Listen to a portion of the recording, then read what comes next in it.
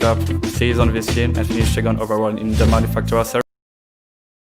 Favorite moment about last year is definitely my fourth place in the Nations Cup World Final at Monaco last year, which was my best result in the Nations Cup. About the sim racing, I feel confident, to be honest. Sim racing exploding actually. And for make the connection between sim racing and motorsport, I really think the sim racer are going to be the real. My name is Igor Fraga, I'm from Brazil, and I'm the 2018 FIA GT Nations Cup World Champion. My best moment from last year, it was winning the Manufacturer Series. Oh, my favorite food, kind of Japanese food, donburi, ramen, stuff like that, really good. Addiction, probably skateboarding. The first half, of course, won. This season I compete in the FIF3. It didn't went as I expected, but on the other hand, I added a lot of experience, so I hope that I can connect well for next year and do better basically. 食べる、寝る、遊ぶです。日本の国分良太です。このような状況なのであまりいい年とは言えませんでした。こういった形で大会を開催していただけることに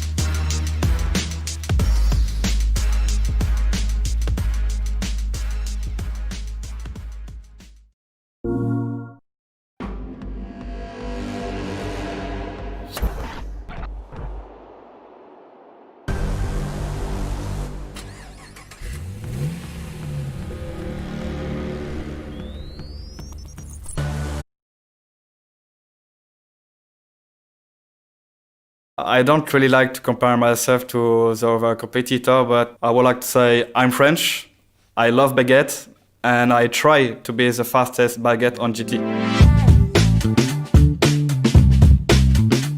My name is Baptiste Beauvoir, I'm 24 years old, I'm French, and I grew up in a city in the north of France called Lille, and I'm from Prima Esports. It was the son who inspired me the most is Sebastian Loeb, by his crazy driving style.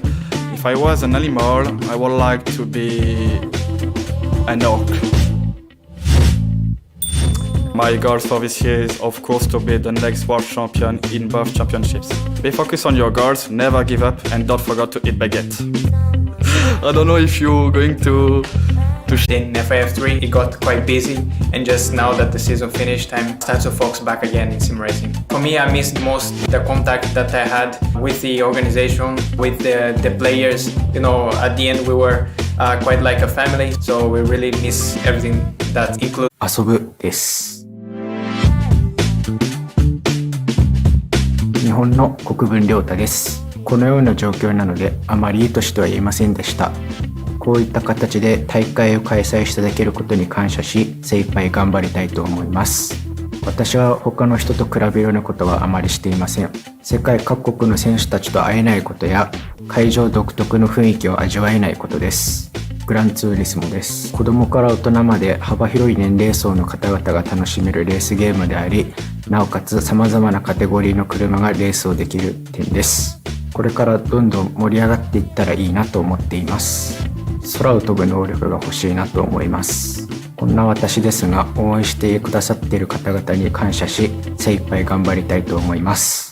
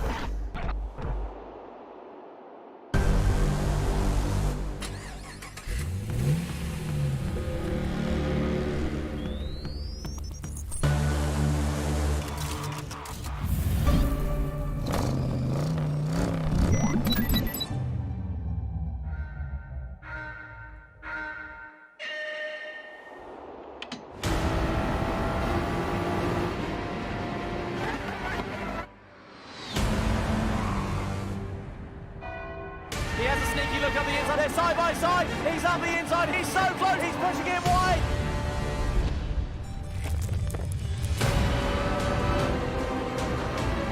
Side by side they come. Tries to muscle him out. It was mightily close. Breathing down his neck, trying to find his way past. He has the tightest advantage. Spins. He loses out. As we come up to the final lap of racing here. A Nations Cup final. We have Lopez defensive. Frogger tries the long way round. Big drama. And it's going to be absolutely amazing. What a Nations Cup final we have.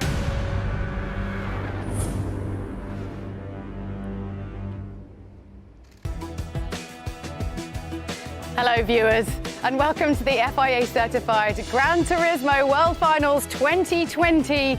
Yes, we are day 2 in the midst of 3 days of some of the best racing you'll ever see. This is our year-end Gran Turismo celebration you've just walked in on. It's going to be amazing, trust me. Tomorrow, we're going to be having the Nations Cup, which is kind of the big one. Today is all about the Manufacturers Series, but yesterday was the GR Supra GT Cup. And if you missed out on any of that action, you need to watch it. Take a look at this. Cheers, Julia. Yeah, let's take a look, shall we, at some highlights then from the Toyota GR Supra GT Cup. Then this was the grand final yesterday. Jose Serrano leading the field at the start of the race. Got a bit spicier in the mid-stages, though. Yeah, a bit quiet up until here. Here was Benelli and Miyazono having a fight over second place at the time. Miyazono on the harder compound of the tyre, but had no choice but to let Benelli through. This is where the race really changed. Serrano pitted in, had to take fuel, and Miyazono took the place up into the lead. Yep, he was into the lead. Jose Serrano back down to third position. Lucas Benelli inheriting second. Miyazono taking the win overall in the race, and as a result, he became the 2020 World Champion in the Toyota GR Supra GT Cup as well. Takuma Miyazono, honestly, I was trying so hard yesterday to get him to just be like, yeah, I'm just going to go and win, because he's just been smashing it so much recently. And even then, he's still unbelievably humble. But he is now the master strategist. I'm going to get Tom and Jimmy start saying this. It's going to be a new thing, definitely. He's definitely one to watch out for in the future. But I suppose it's really important to start talking about the Manufacturers Series, as that's what today is all about. And it'd be good to kind of get like a little bit of an overview. But I thought I would just kind of hit you with a little bit of why the Manufacturers Series is just so important and such a kind of jewel in the Gran Turismo crown. It's because basically all of these competitors who come from all over the world now have to work together as a team. You know, they're used to kind of fighting each other, like on the track, battling it out, trying to win, trying to be the best, but they basically have to kind of form together as a team and go on and win. And honestly, we have seen some fantastic stuff in the Manufacturers Series over the years. And if you've missed any of that, why don't you take a look at this? The Manufacturer Series as part of the FIA Gran Turismo Championships is essentially a team sport. It involves all of the drivers. Unlike the Nations Cup, where all the drivers are competing for individual glory, this time it's a team sport. Drivers competing for manufacturers working together. In 2018, it was Lexus who were the team that dominated things in the World Finals in Monaco. Lexus, while all this is going on, are the FIA GT World Final Champions in the Manufacturers Series.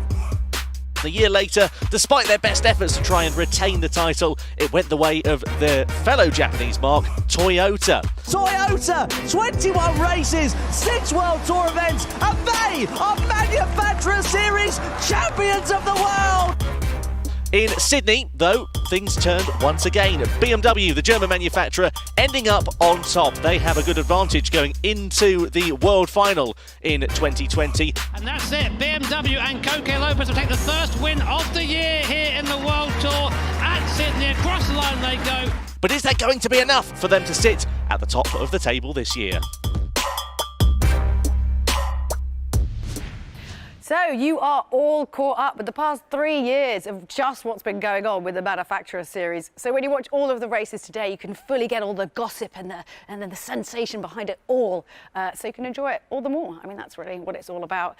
So as I was saying, we've got 36 drivers on our drivers grid, as you can see here. And yeah, so like part of my job today is going to be catching up with them, having a chat with them when they win, and just, you know, taking in their race faces a little bit as well. I'm still quite enjoying that. There obviously our 36 drivers come from all over the world, so we can actually give you a graphic of exactly where they are racing from today. in their teams, working together. It really is a global production here at Gran Turismo. And speaking of global production, you can actually watch this stream in 7 different languages. So, you know, obviously, if you'd like to watch in Spanish, you can totally watch it in Spanish. Perhaps you're just learning some French and you'd like to practice. You can completely watch the stream in French should you want to, as our whole GT family is ready and waiting to commentate on today's races. Now, before we get the Manufacturer Series kicked off, I just want to chuck a quick question into chat for you, which is, who's going to win? Who's going to take first, second and third today? Be the smartest person in chat. Post it now and then reap the chat glory later on when you guess it right. We'd love to know what you think. I'm going to stop talking now. I think it's time that we get the Manufacturer Series underway. You know what? And I'm going to throw it to Tom and Jimmy. Here you go, guys. Cheers, Julia. Yeah, welcome to the Manufacturer Series for the 2020 FIA Gran Turismo Championships. My name's Tom Brooks, alongside me as ever, JB, Jimmy Broadbent. Jimmy, I mean, Manufacturer Series, we like this one, of course, because of its team element. It's not drivers competing for individual glory.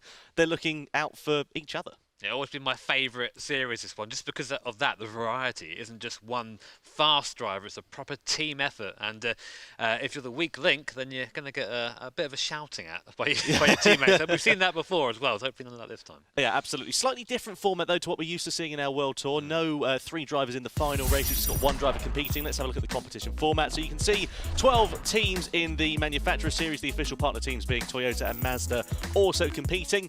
The teams will compete for points in all 3 of the races. There'll be 1 driver per race. The same competitor may not enter more than 1 race there as well. So it's worth mentioning that. You can see the point standings there. Races 1 and 2, 12 points down to 1 for 10th. The grand final being double points on this occasion as well. And of course, we will be crowning our Manufacturer Series World Champion in 2020. I love the fireworks there, man. That's so good. Fantastic. And of course, BMW, they're the guys leading right now. Remember Sydney? A long time ago, wasn't it? But they won that, the Manufacturer Series back then. So they're leading with 3 points, with Team Porsche on 2 and everybody else on 0. So a small advantage going in to the finals, but that might make all the difference. So the 2020 Manufacturer Series then, a lineup that is pretty stacked in terms of talent. But let's not forget, of course, we've got our 2019 and 2018 Nations Cup World Champions, Mikael Hazal and Igor Fraga on the grid. Tell you what, that's a bit of pressure, isn't it? But not to say, of course, the drivers also involved. Some of the best we have in their regions right here. Look at the system names. Gallo, Kokeman, Brooks, Kovkowski and Bonelli. Yeah, Lucas Bonelli, a driver right at the bottom there, driving for Mercedes-Benz, the winner of the Central and South America region, who we've got to know a little better recently. Eu trocaria de vida com o Lewis Hamilton, porque, meio óbvio, né? Ele é o maior de todos hoje em dia. Bom, meu nome é Lucas Bonelli, eu sou de São Paulo, Brasil. Meu time é o TGT Team Gran Turismo. Se eu fosse me descrever em 3 palavras, seria veloz, arrojado, alta concentração, robótico. O único no Gran Turismo é alta competitividade, o número de players, tudo muito próximo. Meu melhor momento, com certeza, foi a viagem de Tóquio para o Japão em outubro do ano passado, há 1 ano atrás. Conhecer o Japão era uma coisa que superou muito as expectativas. Meu carro favorito é Mercedes-Benz AMG. Minha pista favorita do GT é Spa-Francorchamps. Se eu tivesse a máquina do tempo, eu iria para o início dos anos 2000, aqui no Brasil mesmo, continuar jogando Gran Turismo 2, que foi meu primeiro Gran Turismo. Japonês. Minha comida favorita é japonês. Se eu tivesse superpoderes, seria teletransporte. Bom, meus objetivos é conquistar um pódio ou um campeonato nas séries online que vão ter no final desse ano. Com isso é o meu maior objetivo. Well, nice to find out a little bit more about Lucas Bonelli, driver who's got to be on our radar today. 100% one to watch. Look out for him. Yeah, absolutely. Anyway, racing action is coming up in just a few moments' time, but not before the GT anthem.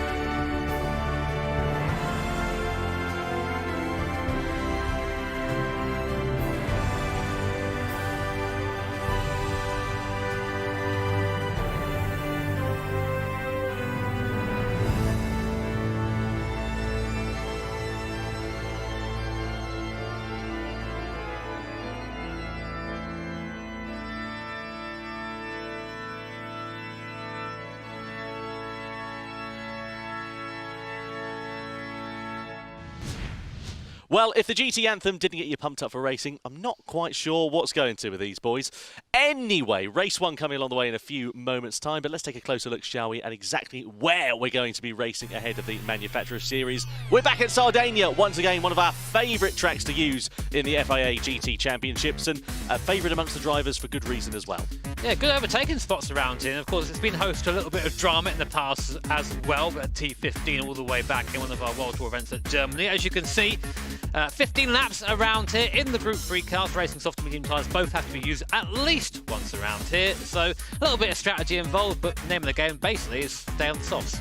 Yeah, absolutely right there. So, one thing to mention to you, of course, is that we've got some manufacturers that we're keeping an eye on over the course of this one as well, based on their previous form, based on their previous performances. BMW being the first one that we're going to have a quick look at here. These guys, of course, won the World Tour back in Sydney earlier in February this year. They've had 3 podiums in total, and as you can see, relatively good chance of getting a podium there. Yeah, and someone else we're keeping our eye on right now is Team Porsche. They last won all the way back in Tokyo. Feels like a long time ago now, of course, but I remember that very well because my voice didn't work afterwards. We reckon about the same chance of being on the podium. 3 podiums in total so far, so always a strong contender. Well, the drivers out on track for qualifying then. Let's pick it up with a few minutes to go and see what's going to go down. Qualifying then underway here at the Sardinia circuit for the Manufacturer Series for the FIA GT Championships, and here is Subaru out on their laps. The first group have already been out to set their flying lap times. We can see that Ford currently sit at the top of the pile from Lamborghini, Honda, BMW, Mazda and Volkswagen. But this is the second group here. This is Subaru, very strong driver lineup that they have. Jimmy, what do you reckon? Yeah, Danny Solis in the car at the moment for this first race, and I reckon this could be a good time for Subaru. Their team made up, of course, of Danny Solis, Takuma Miyazono, and the 2019 Nations Cup champion Mikao Hazal. Great to have him back, by the way. I haven't seen him for a while, have we? He's been busy with his studies and various other things. Great to have him back racing. But of course, we start here, first race and the first qualifying session. Time to beat currently a 1:38.9 set by Ford. That was a Kato who put that lap in a bit earlier on. Let's see what the Subaru guys can do, if they can beat that outlap right now, of course. They're just warming up to it and getting ready for that flying lap. This last section, this Group 3 car, is quite scary, actually. We're on board now, you're going to get a chance to see it. In the X2019 that we've driven around in before, it's been quite easy, but not so much in the Group 3 cars. No, certainly not. We've got Steve, Super GT, on the other side as well to offer a bit of analysis. Steve, of course, this is a one-shot qualifying system for these drivers. What do you think's going through their mind here now they've seen the first group go out for these guys? Cheers, Tom. Yeah, hello everyone. Yeah, it's very difficult. One-shot qualifying, obviously, you only have that one lap. You have to hook it all up. I think it's really a case of just focusing on yourself. You probably don't want to be looking at the other times too much. Just try and nail the braking points, trying to nail the acceleration points the best you can. Just try to nail the lap that you know you can do and hope that it's enough to get a good qualifying position. Well, you're right there, Steve. Thanks very much indeed for your input. Nice to chat to you and hear from you. So here's Subaru then on their first fly and only flying lap then in this session. Of course, all the drivers on soft compound of tyres, and you can see the circuit. It's kind of it's square in shape, really, more than anything. But I'm trying to simplify it a little bit here. What are you laughing at? The circuit is square. It is. It's an anti-clockwise square. It's an odd one. It's sort of. It's a street circuit, basically, apart from the first straight. You make a mistake, you end up in the barrier, which I've been told isn't fast, despite trying it many times myself inadvertently. There's Danny Solis. Oh, just a couple of sparks there being picked up by the Armco as he scrapes the wing on there. Here is Toyota. That is Cy Bishop in that car, the Kiwi driver.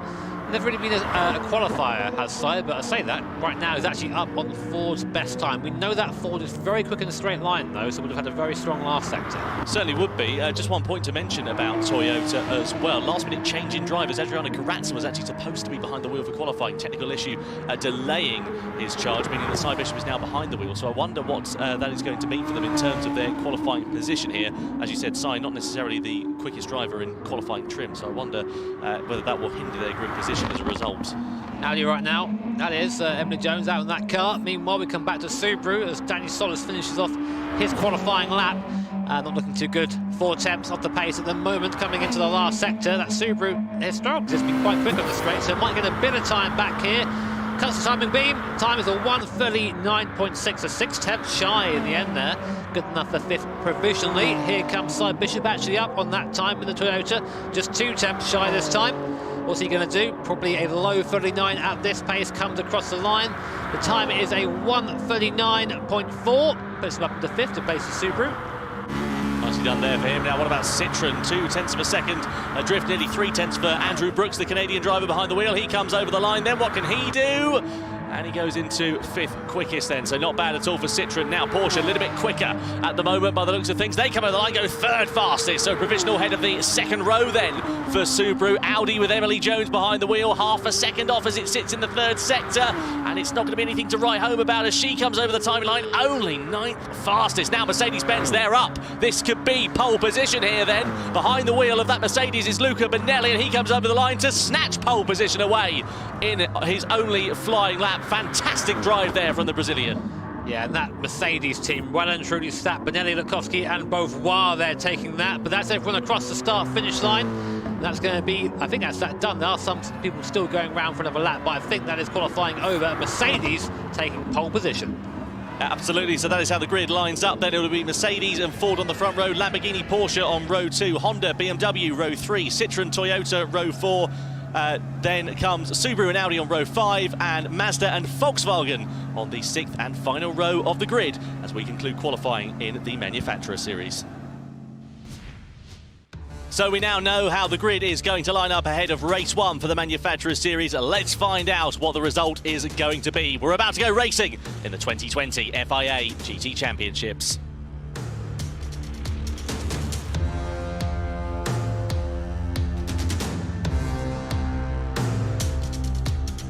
It is time to go racing. The Manufacturers Series for the 2020 FIA GT Championships is about to get underway. The world final event. Pole position, Luca Bonelli for Mercedes-Benz. He lines up at the head of the field with a cracking lap.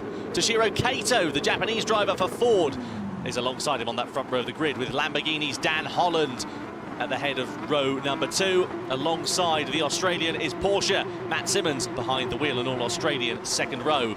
Then comes Honda, Valerio Gallo, the Italian driver. We know he can be quick on his day. Can he have a good run of fortune here? Coque Lopez in 6th position will be trying to keep the BMW M6 honest.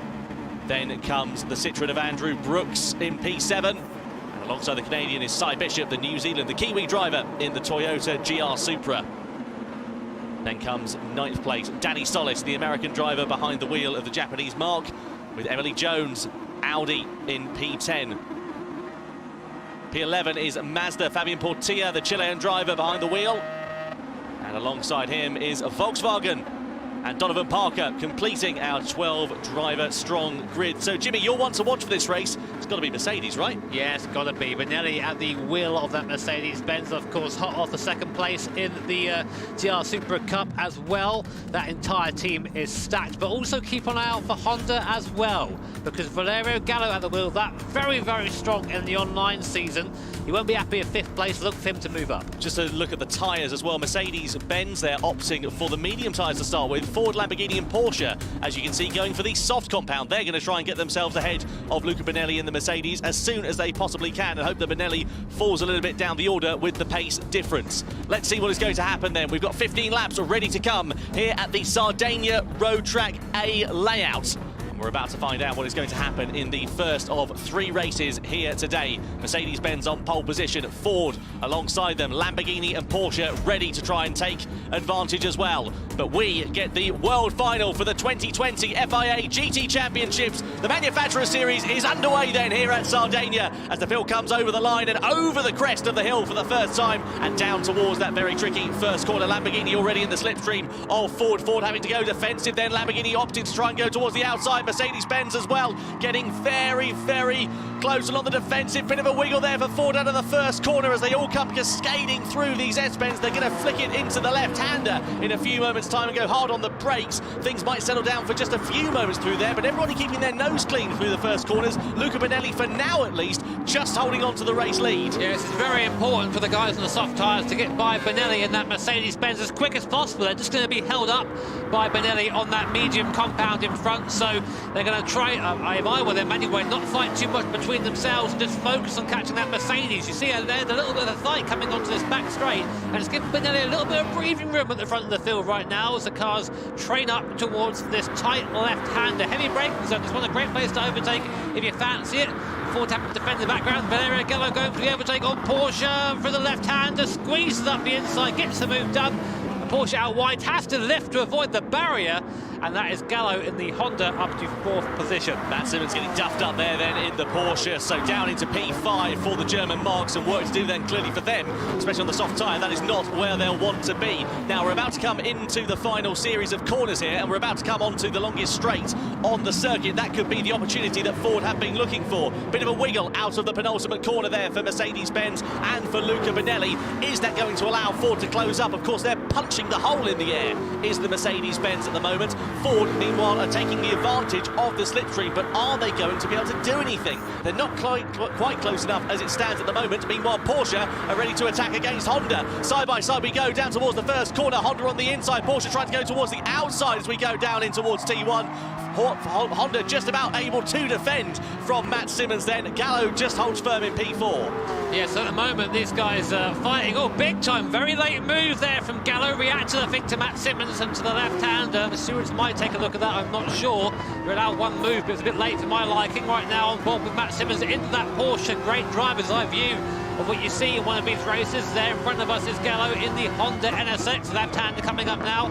Which touches wall on the left and then just drift out to the Armco on the right, and it looks like Mercedes-Benz still about holding on from Ford, but of course for Matt Simmons in that Porsche, he needs to get by too. He's on the soft compounder tyre, and Gallo on the medium making things difficult. They're put alongside again. This is where Gallo took the place last time around. Can Matt Simmons go around the outside? There's contact between Ford and Mercedes there. They both went for the same bit of tarmac. Mercedes come out ahead, but this is disastrous for the soft runners, and also the background Porsche backed by Honda. Meanwhile as well, BMW just getting the better of Citroën up into P6 there as well. It's all kicking off in the midfield. Riding on board now with Mercedes-Benz. Luca Bonelli can breathe a sigh of relief for just a few moments time. I imagine that would have got him a little bit hot under the collar, but this is not the way the soft running teams would have wanted to have started this race. Ford, Lamborghini and Porsche then wanted to get themselves ahead of Mercedes-Benz as soon as they possibly could. Now we come onto the straight, and now we can see Ford once again in that slipstream as we come down it. They're closer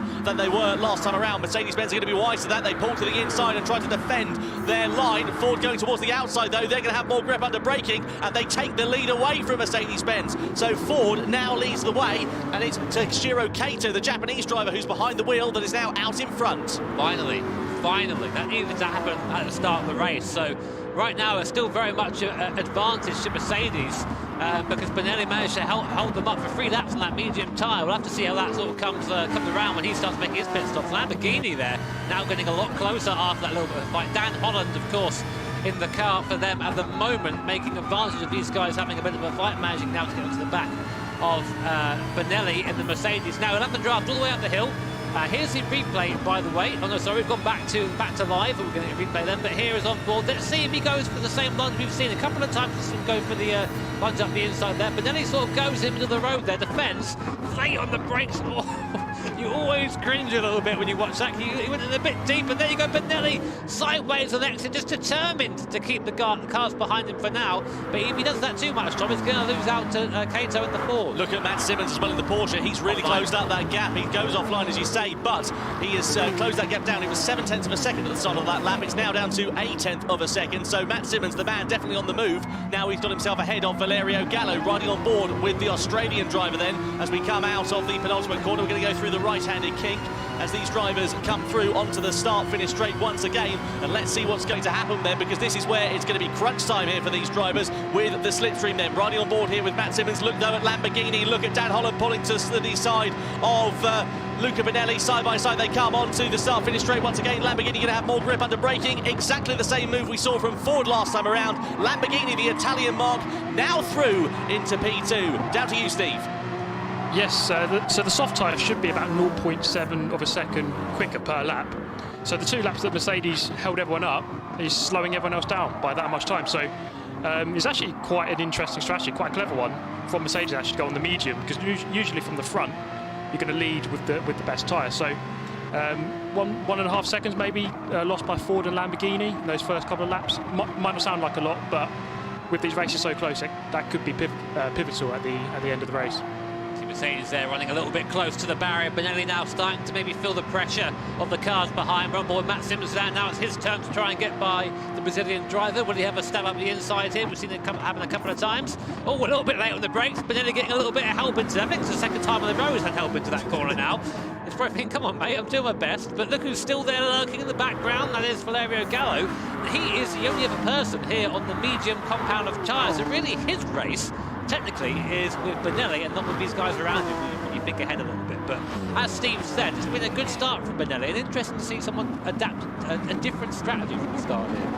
Yeah, it's going to be exciting to see how it all plays out there for Mercedes-Benz. Of course, just to remind you, no driver changes here in these races in the Manufacturer Series here today. Might be different from what we're used to with our normal World Tour events, but that's the way things are. No driver changes, just one driver competing in this, which is why we've only got 3 races, 3 drivers per manufacturer, and we have 3 races. Makes it nice and easy. Now, Mercedes-Benz having to keep an eye on their mirrors because Matt Simmons, who's been closing up that gap, is getting closer, but not quite able to mount a challenge, at least, into that first corner, but certainly looking the quicker of the 2 cars at the moment, and that's understandable, of course, given the pace difference with their tyre compound. Somebody who I'm very impressed with as well is Valerio Gallo in that Honda, just keeping pace with those soft tyre runners at the moment. He's right on the rear wing of the Porsche. Yeah, noticed him on the last lap, just sort of sitting there and keeping pace with these fellas in front. It's been a good race from both Benelli and Gallo so far when you consider the tyre disadvantage they have at the start of the race. And this is interesting because we know that Honda and we know that Lamborghini and the Ford actually in fact and the Porsche, which I guess is technically mid-engine, they all seem to do very badly on their tyres around. They tend to do anyway, but they're holding on in there at the moment. The AMG Mercedes, which you can see on your screen right now, Benelli, that car tends to hold on a bit longer to its tyres, so maybe that will explain why Dan Holland is not getting away in the Lamborghini. Just having a look at Luca Benelli's driver cam here as well, which we've got the benefit of being able to see, and I can see him looking all over the screen, left, right and centre, just keeping an eye on the cars behind. He's so much watching his mirrors, as you can see, and well, that's a very easy way to be able to lose focus, watching your mirrors too much, not concentrating on your driving line, and it's a very easy way to allow a driver to find an opportunity to get their way past. He also looks like he's about to pull the wheel off. He's really gripping it. I mean, like, I get that. Sometimes you can get a bit into it, but people always ask, what is the best driving technique? And the simple answer is whatever you're comfy with, however you're fastest. Don't worry. If you want to lean back and do it, you can do that. Mercedes, yes, into the pit lane, onto that soft compound of tyre. So that'll be them on a fast run. BMW do the same. Interestingly, Gallo stays out a Honda. So he's on the medium compound tyre. Those tyres, of course, should be good for just a little bit longer. But the expected strategy, if you're on the medium tyres, is to run them for 8 or so laps.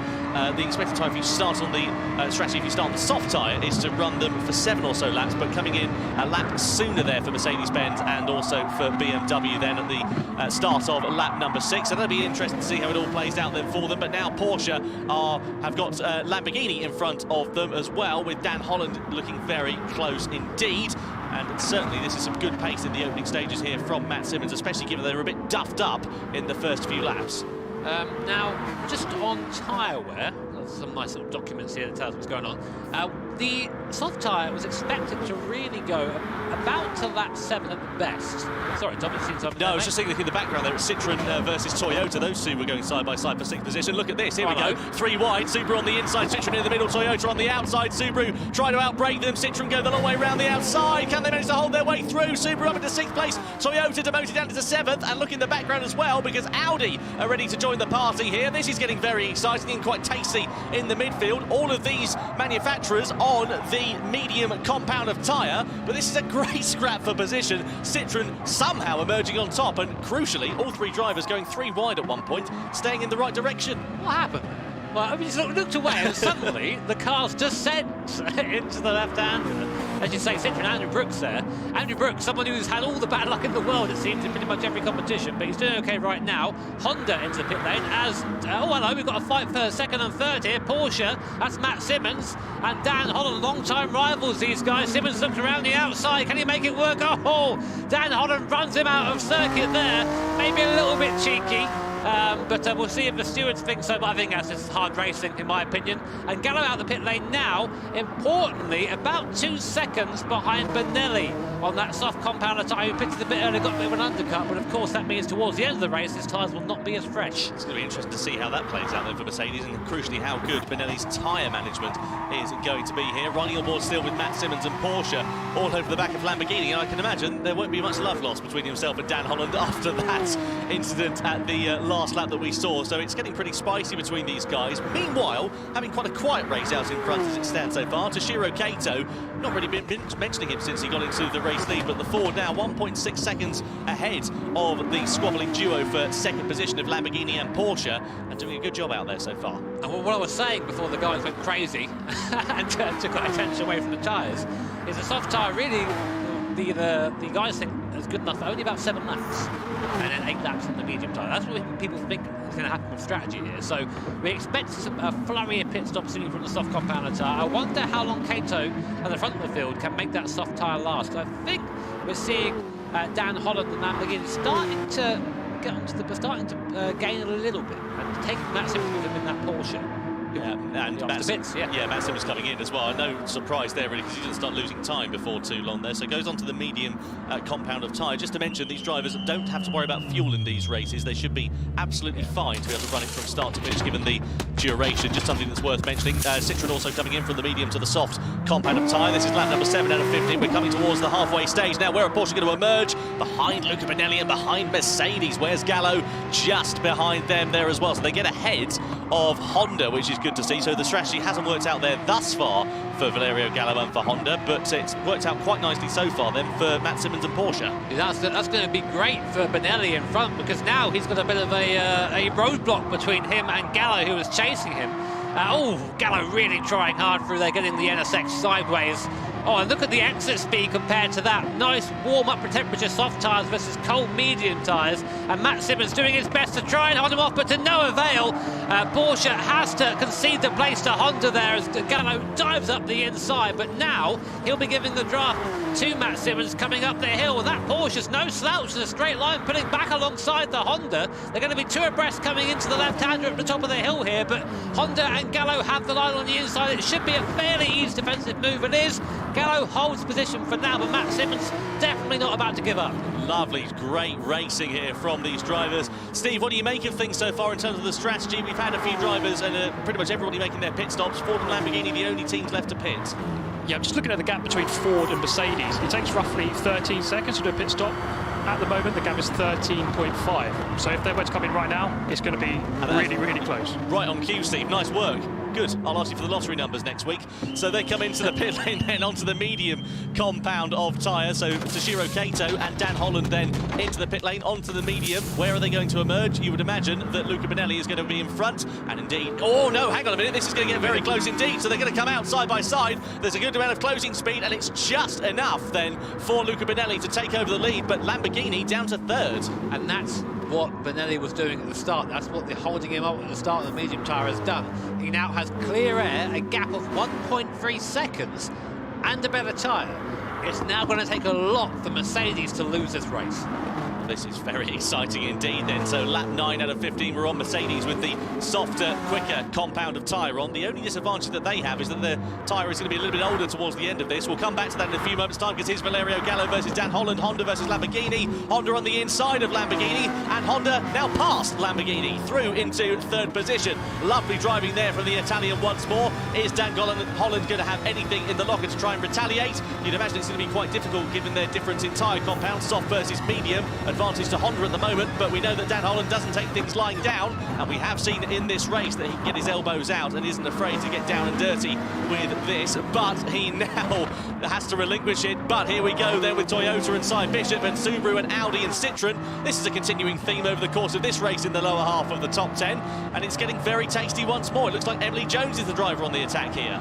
Yeah, looking from side to side there, Danny Solis just trying to fill his mirrors, say, hi, look at me, don't look at where you're going, and let me try and get by. You see again, looking to the inside, again, Emily, like a few drivers in this field, does have real-life racing experience, so definitely knows what she's doing behind the wheel of that Audi R8, but it's Cy Bishop that leads this little pack from Danny Solis, says Emily Jones as well. Andrew Brooks in the Citroen, who's fallen off a little bit as Andrew Brooks actually. I thought we seemed a bit higher in the field, but not quite managing to do so. And Parker there at the back of the chain in the VW. Here's Matt Simmons and Dan Holland yet again, and Simmons repaying the favour on Holland from earlier on, but then again Holland just drives the line, drives it onto the outside of the circuit, and Matt Simmons has to settle again for 5th position. Right, well, the Aussies then doing what they do best in this race, getting their elbows out, going door handle to door handle and knocking 7 bells out of one another. It's great racing, great spectacle, but I wonder how fair the stewards are going to deem that. I mean, the fortunate thing is that they emerged without pretty much anything lost there, but Dan Holland now ahead, and he's getting pretty robust in this race. I'd say, we know Matt, a GT Academy winner, of course, racing driver over in Australia, drove a Nissan GT3 for a very long time in a Porsche this time as well, so a lot of experience, a lot of maturity, I imagine. We'll see if it pays off. Coming into here, a bit of a dive to the outside there as Dan Holland took the inside line, and now look what's happening. We've got the BMW with them as well. That's Coque Lopez, of course, winner of the last manufacturing series all the way back in Sydney. That's a long time ago, wasn't it? My word. But here's Coque Lopez. I reckon he can get involved here. You know what he's like. He likes the last-minute lunch. That's Coque. Yeah, he does, doesn't he? This is going to be an interesting three-way scrap. Then these swordsmen jousting away in this race, coming down into the penultimate corner. Lamborghini in 4th, Porsche in 5th, BMW in 6th, a little bit wide there for Matt Simmons coming through the penultimate corner. Lamborghini still holding firm as it stands, but of course Coque Lopez is going to be a bit quicker given that he is on the softer compound of tyre and he is in the slipstream very firmly indeed. We cross back to the look at 3rd place of Valerio Gallo, who's been closing down Toshiro Kato in the 4th, but the battle I want to look at is the battle still for 4th position, which continues on because it's still very close indeed. And here we can see BMW all over the side panel now of Porsche and of Matt Simmons. Side by side we go through the S-bends, flicking it left. Who's going to break latest on the inside line, and surely going to have track position is Coque Lopez. Oh, and Matt Simmons on the gravel, spins round, and he's off into the barrier. That's a disaster for Porsche there, into the barrier. They're going to come back on. There's going to be big drama here because Citroen go off there as well, and well, that has really changed the complexion of this race, and it now means that instead of battling for a top 5 finish, that Porsche are now in the lower half of the top 10. They're all at sea here. Emily Jones in the Audi up the inside, and now Volkswagen of Jonathan Parker ready to come through. What an absolute disaster for Porsche. Did he get help? Did Matt get help there, or did he just put a wheel on the grass and try and turn in? I didn't quite catch the first part of that. I saw him spinning off, and I saw his driver cam, and some choice words I think uttered there by Matt Simmons, who believes maybe Coque Lopez is at fault. We have stewards here, that's what their job is, so we'll keep an eye on that. Meanwhile, Gallo still harrying Kato. Looks like he might have a move there. Not quite close. I think he'll save himself for the drive from the straight and get by that way. But what a team that is. Gallo, Sugimori and Fraga. That's a very strong Honda team. It is, certainly is. Steve, have you got any light that you can shed to us on this? I'll come back to you in a few moments' time there, Steve. I'm just going to cross back to this because it's getting very tasty here between Honda and Ford at the moment. Coming down the start-finish straight then. Ford on the defensive, but Honda on the attack. They pull alongside towards the outside then as they come over the crest of the hill and down in towards the first corner. Kato versus Gallo. Down into T1. Gallo on the outside in the Honda. Tries to go the long way around the outside there, but Kato's wise to that. Holds firm and holds second position. But Steve, what did you make of that incident between Porsche on the last lap there? Yeah, just had another look at the replay, and unfortunately for Matt, it was just an unforced error really. He was left the space, just dipped 2 wheels into the gravel, and next thing he knows he's in the barrier, so it was just an unforced error. Happens with those cars, those mid-engine cars, it'd be very, very easy to get away from you. Meanwhile, Citroen and Audi, so we did see Andrew Brooks do his best. Matt Simmons' impression in the background as well, but flying off into the gravel as well. Was he helped by Emily Jones? Stewards looking at that now. Gallo still can't quite get by Kato at this point. That Ford's a rocket in a straight line. You see really defending hard. Gallo forced to go to the outside. I can see at Kato's driving cam that he's breathing heavy right now. He's concentrating. He does not want to give up this place. And we know Gallo in that Honda, one of the fastest drivers in the world. Imagine the pressure of looking in a mirror and knowing you have him behind you. But it doesn't seem to be affecting Kato that much, apart from the heavy breathing. Lambo versus BMW in the background there as well. That's for P4 at the moment. We'll keep a close eye on that one. But this is absolutely tantalising. And all the while they've been squabbling, look who's been clearing off into the distance. Luca Benelli and Mercedes-Benz, now nearly 4 seconds ahead of this duo. So let's have another look at the replay here. So BMW on the inside, Porsche on the outside. There was definitely racing room there. Yeah, simple driving error there. Where are you going, mate?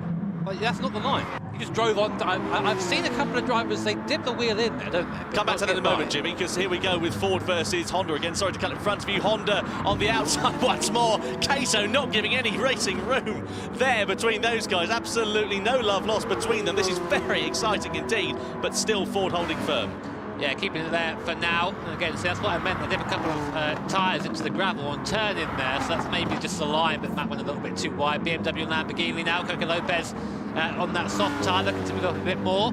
Dan Holland, of course, just trying to get that medium tyre alive with the Lamborghini. And again, Ford and Honda, again, these guys squabbling. Kato driving very well defensively right now, so looking just to try and keep Honda there.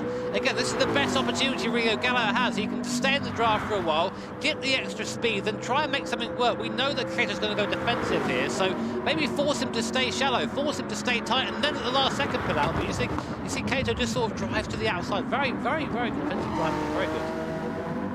Yeah, very. I can tell. No easy feat that at all. Oh, Porsche going down the order and then up the order and still dueling as well in the lower half of the top 10. It's all changing places. You can see the timing tower on the left-hand side of your screen.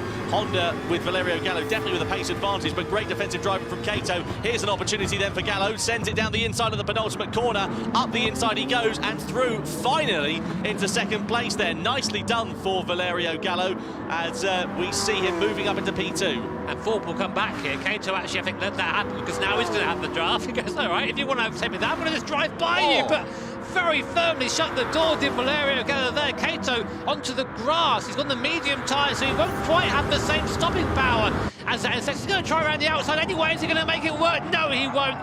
Gallo shuts the door, but the cutback. Kato the cutback there. Gallo a bit wide. Now Kato has the inside line. What a move by the Japanese driver, and a tyre disadvantage, still gets the move done, and Gallo's got to do it all over again. Well, this is fantastic racing between these guys. Of course, it does matter for the points as well. To remind you, of course, the points will, of course, reflect the race results, but it could be crucial going into the grand final a little bit later on here today. Incident involving Volkswagen and Porsche under investigation. Here's Gallo now back down the inside of Ford. Kato has to relinquish that place, and Gallo is now ahead, a little bit wide on the exit there. Is Kato going to be able to retaliate behind the wheel of the Ford? You certainly bet that he's going to try to. As we've said a few times, that Ford is an absolute rocket ship in a straight line. Gallo knows that, goes defensive as they come and flick it left, but Kato is not going to have an opportunity surely unless he dives down the inside. Bit early for that at the moment, but it's now Honda who hold on to second place. Here comes Lamborghini versus BMW for P4 as it stands at the moment, coming through the right-hander, and it's Coque Lopez on the attack once again against Daniel Holland. In the background, Subaru versus Toyota. Well, there's so much action in the closing stages of this one, it's difficult to know where to look, but there's some great racing action, and that's what we love to see in the Manufacturer Series. Coque Lopez not quite close enough for a move. Steve, mate, you've got a couple more angles than us. What are you making of this fight? It's pretty decent.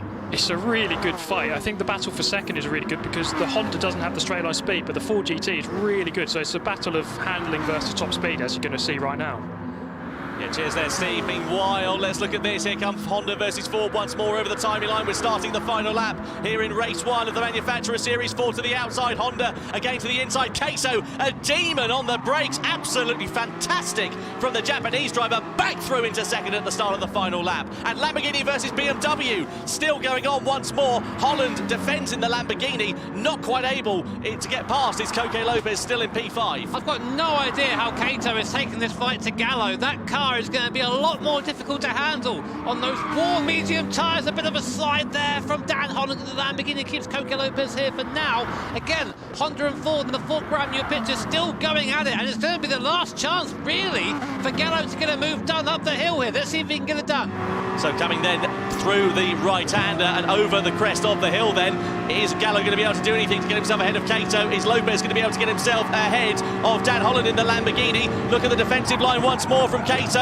Thinks about it, does Valerio Gallo, has to back out of it once more. It was never going to work through there. He's running out of opportunities. It's going to be a drag to the line. Mercedes-Benz and Luca Bonelli, though, are going to take the victory. That's a couple of corners away, but here we go then as we come through into the last real overtaking opportunity on the brakes, at least there for Valerio Gallo, unless he's going to try and do a drag to the line. Look at Kato's defensive driving, goes to the inside, has to force Gallo to the outside line there. That's going to compromise his exit speed, though, and the advantage of the slipstream there for Gallo as well may be something that really helps him in the run to the line. Luca Bonelli and Mercedes-Benz, though, take the win in race 1 of the Manufacturer Series, but who is going to claim second place? It's Ford versus Honda to the line in race 1 here at Sardinia, and Toshiro Kato and Ford hold on for second ahead of Valerio Gallo and Honda for P3, Lamborghini 4th, BMW in 5th place, Subaru finished 6th ahead of Toyota in 7th.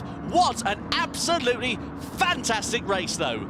Yeah, the big loser there is there in the pit lane right now. Citroen, Andrew Brooks. A horrible race for them. He's upset there, but Kato, my word, I am impressed. I am thoroughly impressed because he not only, I thought he was done when he got overtaken, but he re-overtook and defended on the worst compounder tyre. I can see him in the driver cam, and it's knackered at the moment. But I mean, think of the confidence that's got to give Ford, though, going into these races when they're on a slower compound of tyre. The pace that Kato had there on the medium, the less optimum compound, was unbelievable. What an absolutely fantastic race 1. Bring it on.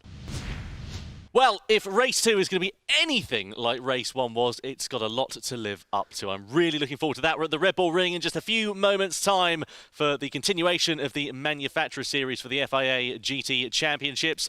Let's take a look, shall we, at some replays, though, beforehand, and just guide you through what happened in race 1 to recap that frantic start to it, because it was Mercedes-Benz that led the way from pole position, followed by Ford and Lamborghini, but took a few laps and then Ford found their way through. yeah, finally, of course, that Mercedes-Benz strategy really paying off, holding up the Ford and the soft runners for the first few laps. This was Honda and Lamborghini having a bit of a scrap as the race got underway. Honda on the quicker tyre getting through. This was the moment of the race here. Mercedes-Benz coming out of the pits ahead of everybody else. Fortunately for Matt Simmons, drifting not the fastest way around the circuit. No, straight into the barrier there for him. This was Ford versus Honda in the closing stages of it. Ford getting the better of Honda. Valerio Gallo having to settle for second best. But what a great race it was from Lucas Bonelli for Mercedes-Benz to take the spoils in the first race of the day in the Manufacturer Series. And that is going to be a very welcome result. You can see what it meant for the Brazilian driver. A perfect start for the German manufacturer here today then.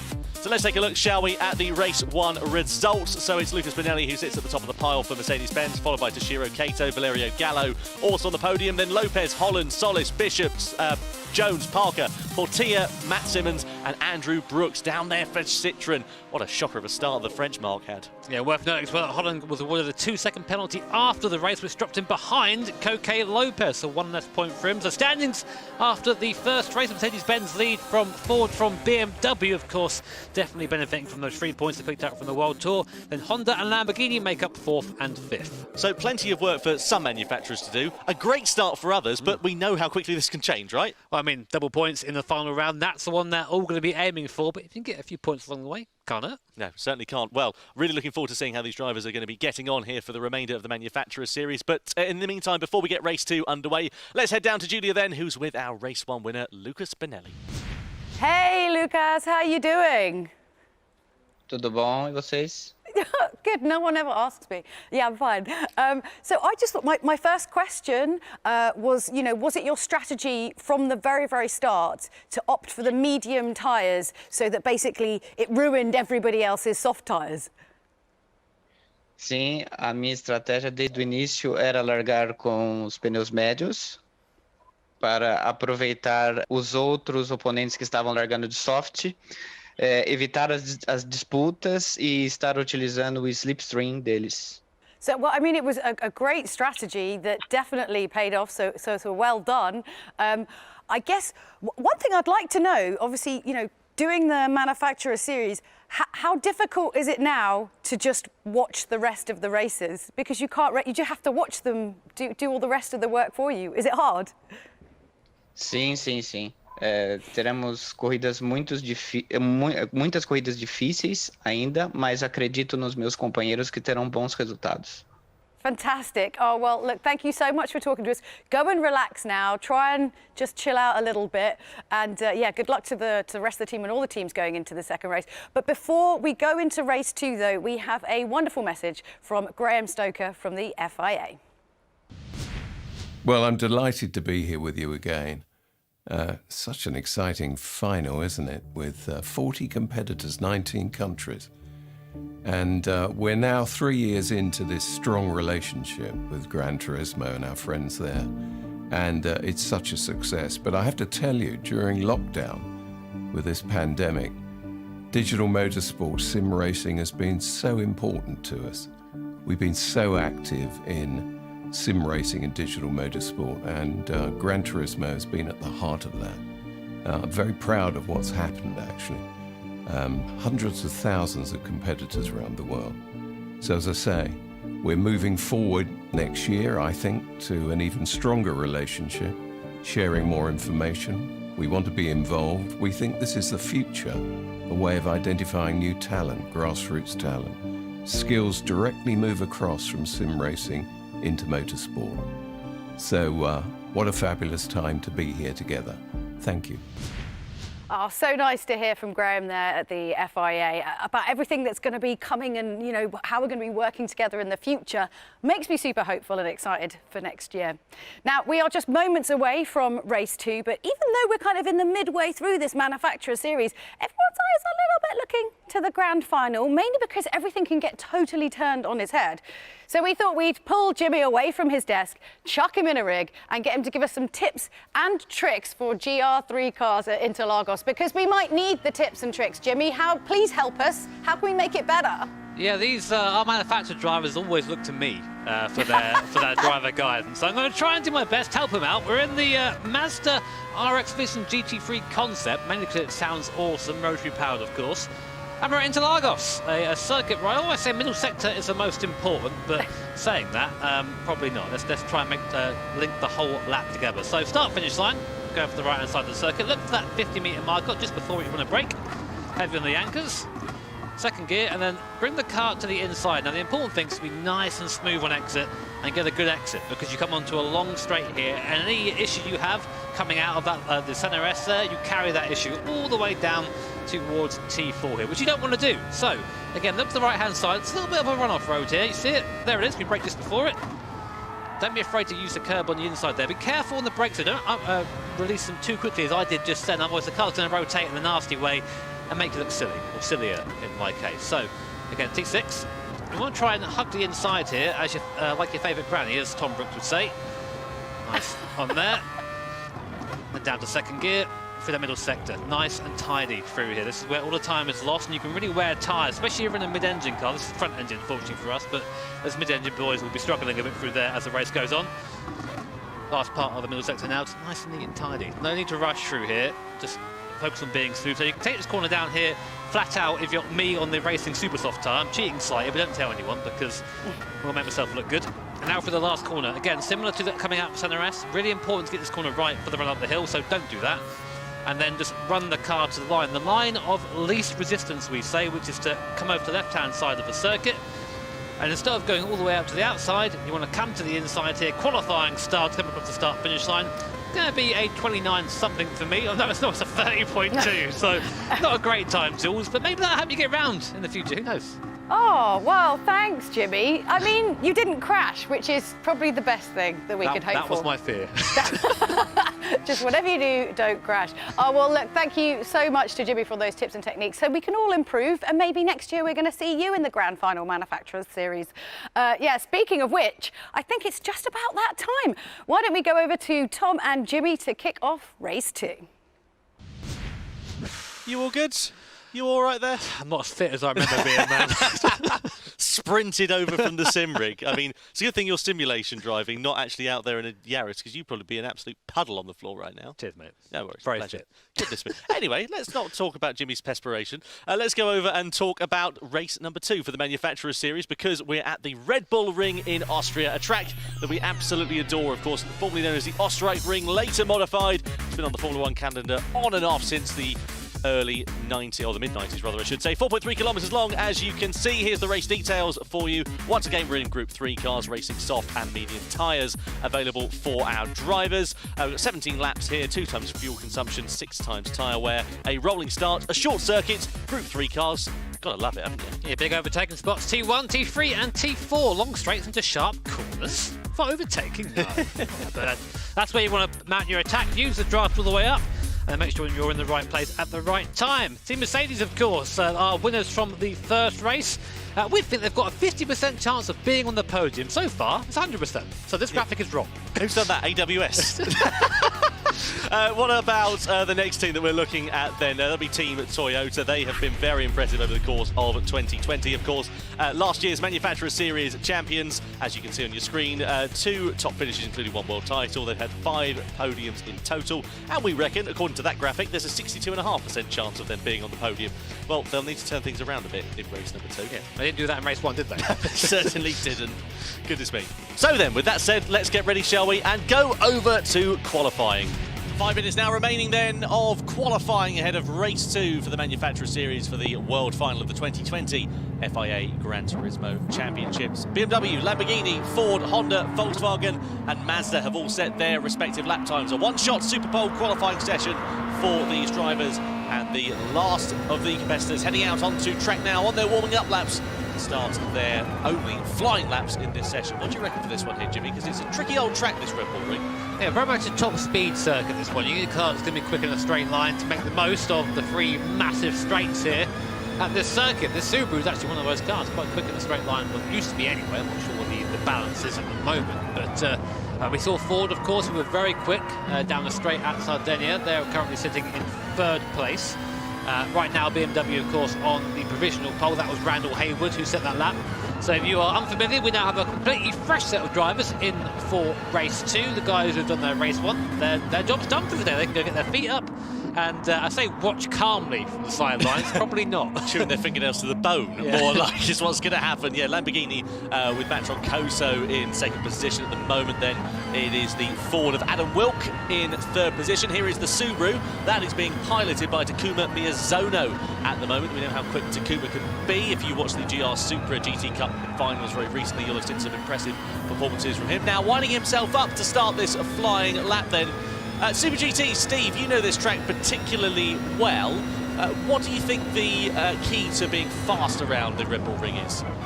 Yeah, I think it's really about just getting the good exits out of the corners.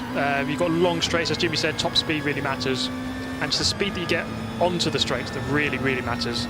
So you see here the Subaru going up this very, very lengthy straight. And it's going to determine probably the best overtaking opportunity on the lap going up into turn 3. So it's really about getting the power down as early as possible, but as smoothly as possible as well. That's the thing around here. Sometimes in qualifying you think, oh, you know what, I'm going to just make sure I get the best exit possible, put both feet on the throttle, and you end up just having oversteer and losing a chance of time. Toyota's looking quite strong in the first sector, as do Citroën, both up on the BMW's time so far. Let's see what Porsche can do as well. Of course, trying to maybe forget the last race when Matt Simmons found the barrier. It's now Tristan Bayliss at the wheel of this Porsche. Again, one of the, actually they're both Matt Simmons and Tristan Bayliss were there who won at Tokyo as well. A race-winning team. Yeah, so they know how to win. Got to just do it again. Yeah, exactly. And Citroën will be certainly hoping for a turnaround in fortune. They had a dire race one as a result of that incident with Matt Simmons. Got caught out, went into the barrier. We didn't know if it was any fault of their own. We needed to see another replay of it. We didn't get that, sadly. But they were down at the bottom of the pile at the end of this one. The good thing is, of course, this is another race. They've got another chance to qualify. And speaking of another chance to qualify, here comes Takuma Miyazono to the line then in the Subaru WRX. What's his lap time going to be? It's provisional pole position, a 1:27.2. But Toyota looking ready to try and take the challenge. It's Adriano Carrazza, the Brazilian driver behind the wheel. He goes to the line here and takes pole position away once again. What a lap there. How's that? How tight is that? 1:27.23, 1:27.244 from the Citroën driver, and then 1:27.255, 1:27.266 the BMW. It is so tight at the top. Not so good though for Porsche. Tristan Bayliss having a bit of a shocker on that one. He was 0.7 of a second down. This isn't going to be a lap in particular to write home about. Only P9 there for Tristan. That is a difficult pill to swallow for him. Vinicius Neto, the Brazilian, then heading to the line, 3/10 down in the final sector, 6th place at the line. It's only Mercedes-Benz who have got one more time to set. It's Cody Nicola-Lakowski behind the wheel. He was sent for the second down. I don't think it's going to be pole position, but it may possibly be only 6th place. God dear, how the tables turn there for Cody Nicola-Lakowski then, and Mercedes-Benz. But Toyota then on provisional pole ahead of race 2. It's Adriano Carrazza who will start at the head of the field ahead of this race. So, a different grid order for race 2 compared to the finishing order for race 1. It's to be very exciting here as we get ready to go green at the Red Bull Ring.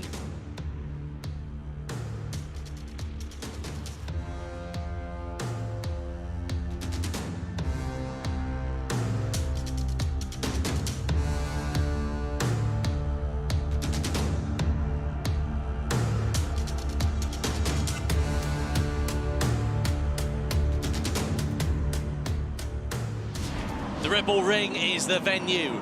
12 drivers take to the grid ahead of race 2 for the Manufacturer Series World Finals then. Here's how the grid lines up. It's Team Toyota. Adriano Carrazza lines up on pole position, a 1:27.2 for him. Alonso Regalado, the Peruvian driver in the Citroen. They need to turn around in fortunes after no points in race 1. Takuma Miyazono heads row 2 in the Subaru WRX, with BMW's Randall Hayward alongside him for company.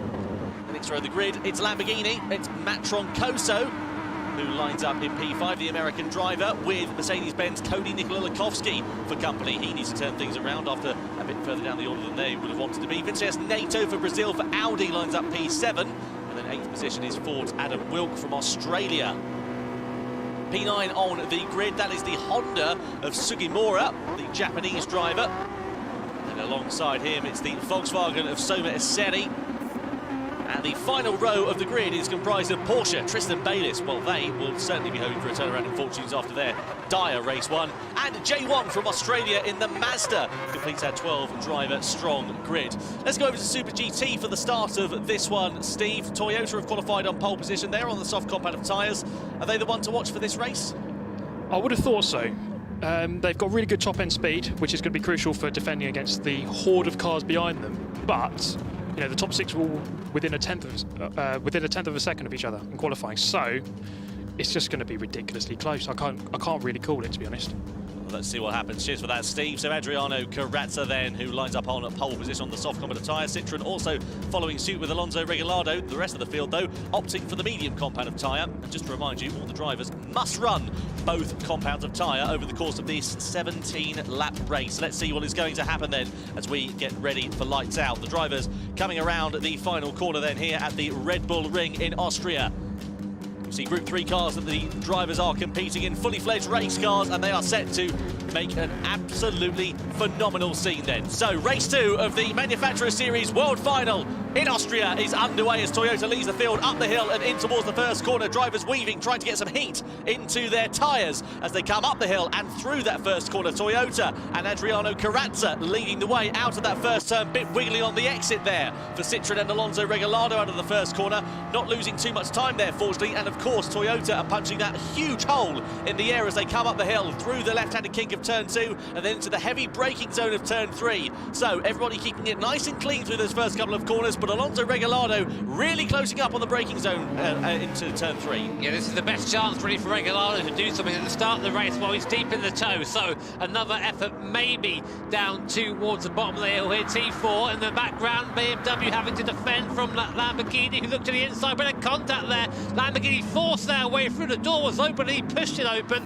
and Mercedes-Benz and his Cody Nicola-Lakowski as well. He needs a good start here. Not really the place they need to be right now to defend from their earlier race win. Looking to the inside, trying to get the cut back on BMW now, coming through the middle sector. Can be clumsy through here going 2 abreast, so maybe a better idea just to follow and then try and cue something up onto the next straight. Audi also duffing up forward into turn 4 as well. That's Vinicius Neto now ahead of Adam Wilk into P7. This is a great battle though, but look at the daylight already between the top 3 and then Lamborghini in 4th position as it stands. BMW in the middle of the sandwich at the moment for P4 as it stands. Mercedes-Benz as we ride on board with Cody Nikolakowski, hoping to make some forward progress here though in this race, but qualifying wasn't anything to write home about after that very impressive win from Lucas Bonelli, Nikola Lukowski's teammate in race one. Oh, a bit wide on the exit out of turn one, got over onto the sausage curb there, did the Lamborghini. That, of course, is Matt Troncoso, who's behind the wheel. BMW and Lamborghini under investigation from one another for colliding with each other as they come down towards turn number 3. Lamborghini going defensive, Mercedes-Benz going to the inside of BMW and the inside of Lamborghini, 2 in 1. Here go BMW back on the inside. They come side by side of the corner exit. BMW, 2 places in 1 corner. Well, that was very good, wasn't it? Howdy got through as well. Lambo absolutely mugged into there, and of course Cody sort of set that all up. Randall was very patient on the way in. Back comes Lamborghini. Troncoso very unhappy that he's lost those places, not going to give up without a fight. Gets back up to 6th place, not quite actually, side by side there with the Audi in the background, but that's a great move for Cody. Open the door for all of them, and Audi's still defending from Lamborghini, can't quite find the way back. That's a disastrous sector for Troncoso. In fact, now Ford and Adam Wilk there wants a piece of the pie as well. He's got it, up in 7th place. Honda are ready to be on the attack as well. Sorry, Jimmy, this is unbelievable. Troncoso's going backwards. He's back up the inside there over Ford. Here come Honda as well, ready to try and pounce. Side by side, Lambo and Ford go into the penultimate corner. Ford holding it around the outside. That's going to allow surely an opportunity for Honda to come through very closely as well. Up the inside of Ford into the final turn. Ford now on the defensive and now losing out because they're on the grass. Here come Porsche back into the fray as we come to start lap number 3. And here you can see in the foreground of your shot as well, Lamborghini versus Honda nearly into the first corner, having a little bit of a look through turn 1. They are running nose to tail here. This is like a British touring car race. This is how it's going to be round here with the toe at the moment. It's all about just positioning and strategic overtaking opportunities. Let's see if Porsche and Bayliss can do much back to the head of the field. Cody now getting by Randall Hayward up into the hairpin, just stops on the apex there. Randall was caught a little bit unaware there, got on the throttle quite aggressively after Cody pulled away, got sideways, and of course he takes the Mercedes up into 4th place. That makes him now 2nd of the medium runners. Subaru in front at the moment. Miyazono at the wheel of the Subaru Impreza. It's still totally leading. Citroen 2nd, of course. Here is 4th, 5th and 6th place Audi, and Lamborghini, of course, still recovering after the abuse. I think it got on the last lap. Absolutely just shuffled down the back of the field there. Yeah, it just goes to show that one simple mistake or error or some kind of duffing up from another competitor can just cost you so dear. And that's exactly what happened to Lamborghini there, as they just upset their rhythm going through there, and then they were just falling down the order thereafter. And you can see now Mercedes-Benz as we look at Cody Nikolakowski in P4. He's got a bit of daylight between himself and Subaru, Takuma Miyazono in the Subaru, who's in P3 as it stands at the moment. And let's see whether he's going to be able to do anything to try and close that gap down. Be a true test of what sort of pace Cody's got underneath him in terms of the racing pace here. Well, this is the thing now. He's going to be in the tow. Steve, mate, what does Cody do from here? He's sort of in this duel with Randall Hayward. They're going to keep fighting. How's he going to get away? Well, he's just looking at the screen there, he's flashing him. To me, that means that he probably wants to work with him and not fight, because for these first couple of laps, there's been far too much contact between these front runners. So now it looks like they're going to get their head down and just try to actually make some ground going forwards. Cheers, Steve. Ford versus Honda in the background. We just saw going in towards turn 3. They're still side by side on the exit. You can just see there in the background of your shot. Porsche ready to pounce there as well. They're now up into P9 at the expense of the Japanese manufacturer. So Sugimura getting duffed up. Here we go. Here's Porsche on the inside. Ford as well. Here come Honda. Contact between the right-hander as they come through. So Ford into 8th position. Now it's Porsche in 9th. Now it's side by side between Volkswagen and Honda then. As they come in towards the middle sector, they're going to flick it left. Honda on the inside versus Volkswagen. Do they manage to hold the line? Yes, they do. And now Ford is on the outside of Porsche, and now Ford is through into 8th place. Well, this is the thing now. Ford have fallen somewhere, because they were up with Lamborghini a couple of laps ago. I think the moment shuffled back a little bit when that was going on. Porsche, though, still looking feisty. Not really a place to overtake these last 2 corners, but you wouldn't believe that, how close Bayliss is. And again, getting a bit too close, that allows the Honda to get involved as well. Looking back here, of course, there are your Team 4 drivers on the left there.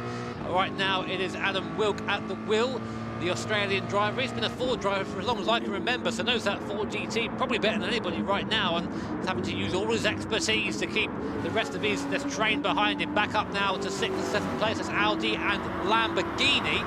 Very similar drivetrain and engine these cars, as Audi has to go defensive. Lamborghini Troncoso go again. Just a lot of contact with him. He's very, very thoughtful, he is.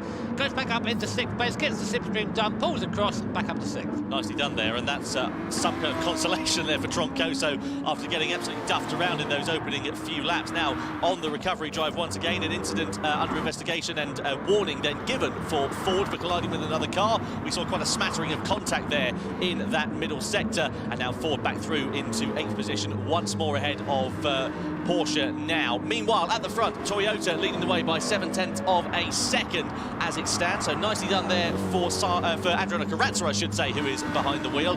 Citroen there still 0.7 of a second back, but they're doing a good job of just holding enough of an advantage to not allow Alonso Regalado to challenge for the immediate future. For now, yeah, of course, pit stops, we expect them at some point, so we'll see what's happening and going on there. He's still within slipstream range, 7/10, he's still beginning a little bit of a toe there, so maybe just biding his time a little bit as you can do. Here we are, BMW now in the wheel tracks of Mercedes. This is going to be a fight I think we've seen for a while now. As Steve said, probably it's looking to work together. The gap they've got to Miyazono is 2.7 seconds. If you just about probably see it before you move to the left here, just about see in the background there's the Impreza, there's that little blue dot on the horizon, that's the gap as it sits on track right now. You see Randall lifting off a little bit here. There aren't any fuel stops to be made here at all, so taking fuel isn't going to help you, but just being patient. Patience is going to be key there in this race. Saw a bit of a wiggle coming out of that corner there for Randall Hayward as he just tries to get on the power a little bit too eagerly, riding on board with the American driver. Again, somebody who we're very familiar with seeing in our World Tour events previously. And good to see him fighting so well here with the BMW. Of course, fellow teammates of the BMW, Coque Lopez, who we saw in race 1, and Nicolas Rubelar as well. And we're keen to see what the Chilean driver can do in race number 3, the Grand Final, coming up a little bit later on here today. So through the middle sector we go then as we look at Mercedes versus BMW. What do you think is going to be going through the mind here of Randall Hayward? He's behind the Mercedes-Benz, and likewise Audi versus Lamborghini, just being stuck behind them in those middle sectors. Do you think they're just going to sit there for a little while, and do you think they're just going to wait for the strategy to unfold before they pounce? Say strategy unfold, there isn't a much strategy here. That's the problem, it's just pit in, take time. So maybe fans coming in a lap early and trying to get the undercut if you're on a medium compounder tyre. That might work out, but it won't be enough, I think, to get clear, and that's sort of the problem here, because none of them are really gaining. VW, one of the first of the mid-pack then to come in and have a go on the soft tyres, try and move up the field a little bit. That's the problem around here. As soon as you get out of the draft of the car in front, you sort of get left behind, and it's all the more impressive to see that at the moment, on his own, Miyazono, not eating anybody else. No, seems to be running very nicely there. Takuma Miyazono has extended that lead now just up to under a second. And if we look at the strategy here in this race in terms of tyres, we're expecting the racing softs to be run for about 8 laps or so, then onto the mediums for the remaining 9 laps. So we're just about to come then into the pit window here, Steve. And what do you think is going to be going through the mind of the race leader of of Adriano Corazza at the moment as it stands? I think the main thing he's got to be thinking about is sort of his pit window. So he's going to go in the pit lane, he's going to lose a certain amount of time. He doesn't want to come out in traffic. That's going to be his problem. So he has to start thinking about where he's going to start coming out compared to the rest of the cars, compared to the midfield. So he's probably going to want the midfield to start pitting first, and then he'll probably pit after them. The race strategy, this one. Again, I say strategy, it's not. You just told me it wasn't. There's not much there to be had, but what other choice do you have right now? I mean, Troncoso in the background, he's getting a little bit closer to this BMW Mercedes fight. He's our leader, by the way. Adriano Corazza, he's led since the start of the race, in from behind with Regalado. Now we're getting some pit stops, and BMW and Subaru coming at the same time. Audi do not come in, neither do Mercedes-Benz, so we're seeing a bit of a divergence here, which will probably see Randall Hayward jump Cody Latkovsky. Subaru, of course, Miyazono on his own, looking to try and get a bit of a close the gap a little bit to Toyota and Citroen, and maybe attack at the end of the race. But already about a 4 or 5 second gap between Subaru and the top 2 drivers. This is going to be exciting to see how it plays out. Here comes Subaru then out of the pit lane, then Takuma Miyazono behind the wheel. Where does he emerge? It's P8, and he's got a good bit of daylight in front of him as well. That's what you want after a pit stop. You'd like a nice bit of clear track if you're trying to close the gap down to the likes of these guys here, the Toyota and the Citroen. and that is exactly what will be a very welcome sight there for the Subaru driver. And of course they're on the soft tyre now to the end of the race, whereas of course Citroën and Toyota out in front are going to be on the medium compound of tyre towards the end of this one, as they have to run both compounds of tyre, just to remind you here. Of course, we're on board with Toyota right now, Karatsa. Now, will we see him come over to the right-hand side of the circuit and come into the pit lane? Let's have a look as we come round the penultimate corner for the 8th time. Drives the car in deep there. Will he pull over to the right? No, he's going to take a couple more laps out of his tyre. The thing is now, Alonso Regalado is starting to pull back a little bit. I was going to say his gap coming down, that's because he's come into the pit lane, now going for that medium compounder tyre. He was starting to fall off the back of the Toyota, so maybe this is a good idea. Come onto that medium tyre, which whilst not as quick as a soft tyre, will be fresher, and then try and make the attack from there. Mercedes-Benz, Audi and Lamborghini also into the pit lane, as well as Mazda, who have been very anonymous this race so far. So this is going to be for these guys, this is a sprint finish. So then, new sets of Michelin rubber going on. Here comes Subaru. They're now into 4th position as it stands, just coming out of the pit lane there as well. You can see some of the mid-pack runners in this race. Looks like Mercedes-Benz, Audi also coming out of the pit lane. Volkswagen and Ford under investigation for colliding with another car. Toyota still lead the way though, just to remind you, on lap 9 out of 17, 14 seconds now ahead. Steve, in terms of the pit loss time then, if it stays as it is, where should we expect Toyota to come out when they emerge from the pit lane here? Let's say Porsche don't pit, they should be ahead, just ahead of Citroën. It'll be very close though, because Citroën of course getting that undercut. So let's see, they're probably going to come in this lap, I would have thought. So we're going to find out very soon. Yeah, so we'll wait and see what happens when they come into the pit lane. This is the thing, a lap can make a difference, it really can. Interestingly, Ford there, slapped with a 1 second penalty, obviously getting a little bit too rough around it. We saw quite a bit of that at the start, but the stewards thinking Ford maybe crossed the line a little bit. Here is Cody in the car right now. Fair to say Cody's not quite been on the form that we've expected of him recently. He's sort of dropped off a little bit. He's someone very critical of his own driving, and I'm sure won't be happy not to be running at the front of the field, especially given just how strong that Mercedes-Benz is. So Toyota in the pit lane now. Here comes Karatsa going on to that medium compounder tyre. Porsche in as well. The important thing is, where is Citroën? We're going to find out very, very shortly. Toyota come out the pit lane. That's Karatsa, of course. Look to the left, there is Citroën, they're quite a way back, so Toyota will still have quite a sizable gap, I think, coming out the pit lane. If anything, Citroën may have fallen back a little bit, but does have the overspeed. They'll have the tow as well, but I don't think they're going to be close enough for a move. You're going to have warmer tyres, which may prove to be a little bit of a factor over the next couple of corners, but like you say, just I think a bit of a day late and $1 short. They're not quite close enough to mount a challenge. Subaru there now in 3rd position, but Subaru, of course, on the softer compound of tyre here as well. That's something to mention. They should, in theory, be a little bit quicker than the two drivers in front. Well, this is when you're in Citroën, you look in your mirror and go, oh no, here come the soft runners. Takuma Miyazono as well. Yeah, old Takuma Miyazono. Yeah, it's going to be a tricky time for these guys at the front, because the tyre difference isn't as big as we've seen. They're a lot closer, these tyres, the softs and mediums, but if you are on that soft tyre, you do have an advantage. Mainly the place you're going to really get the advantage is the braking zone around here, because you might think, well, you don't get better brakes on soft tyre. No, but you get better grip, so you can slow down quicker, work the brakes a bit easier. So this is where that time is really going to help. So it's Toyota, Citroën in the background. Only 1.3 seconds behind Citroën now is Subaru. Behind that, BMW, Mercedes-Benz and Lamborghini. All of these cars gaining on the top two. So Toyota coming out of the final corner there behind the wheel of that car. Just to remind you, of course, it is Adriano Karatsa, the Brazilian driver, as he comes over the timing line. Citroën there in 2nd position. Alonso Regalado, who's behind the wheel, and Takuma Miyazono for Subaru there in 3rd place. Interestingly, the fastest team last time around, or the time around before that, I should say, it was Randall Hayward in the BMW, who's in 4th place. Also, of course, on the soft compound of tyre. I mean, we've got 6 laps left just over here now at this circuit, and I'm keen to see how much of the gap, which currently sits at 2.8 seconds to Subaru, Randall Hayward can close down. Well, it's about half a second a lap, I think, between the soft and the mediums here at the moment, if our timings we believe anyway. So that will be enough time for them to get onto the back of 1st and 2nd place. But as we've seen round here, catching someone is one part of it, but you have to also get by them. That's the important bit, and we know that Miyazono is no slouch when it comes to overtaking. We've seen his technique, which is very often just to put the car into the corner and say, well, if you don't move, we're going to have some contact, which is, to be honest, a fairly good strategy. There is Team Subaru, not a bad team, is it? No, exactly. Yes, Takuma Miyazono, Danny Solis, Mikael Hazal. I mean, if you could pick a lineup out of a hat, I think if you chose that one, you'd be pretty pleased with that.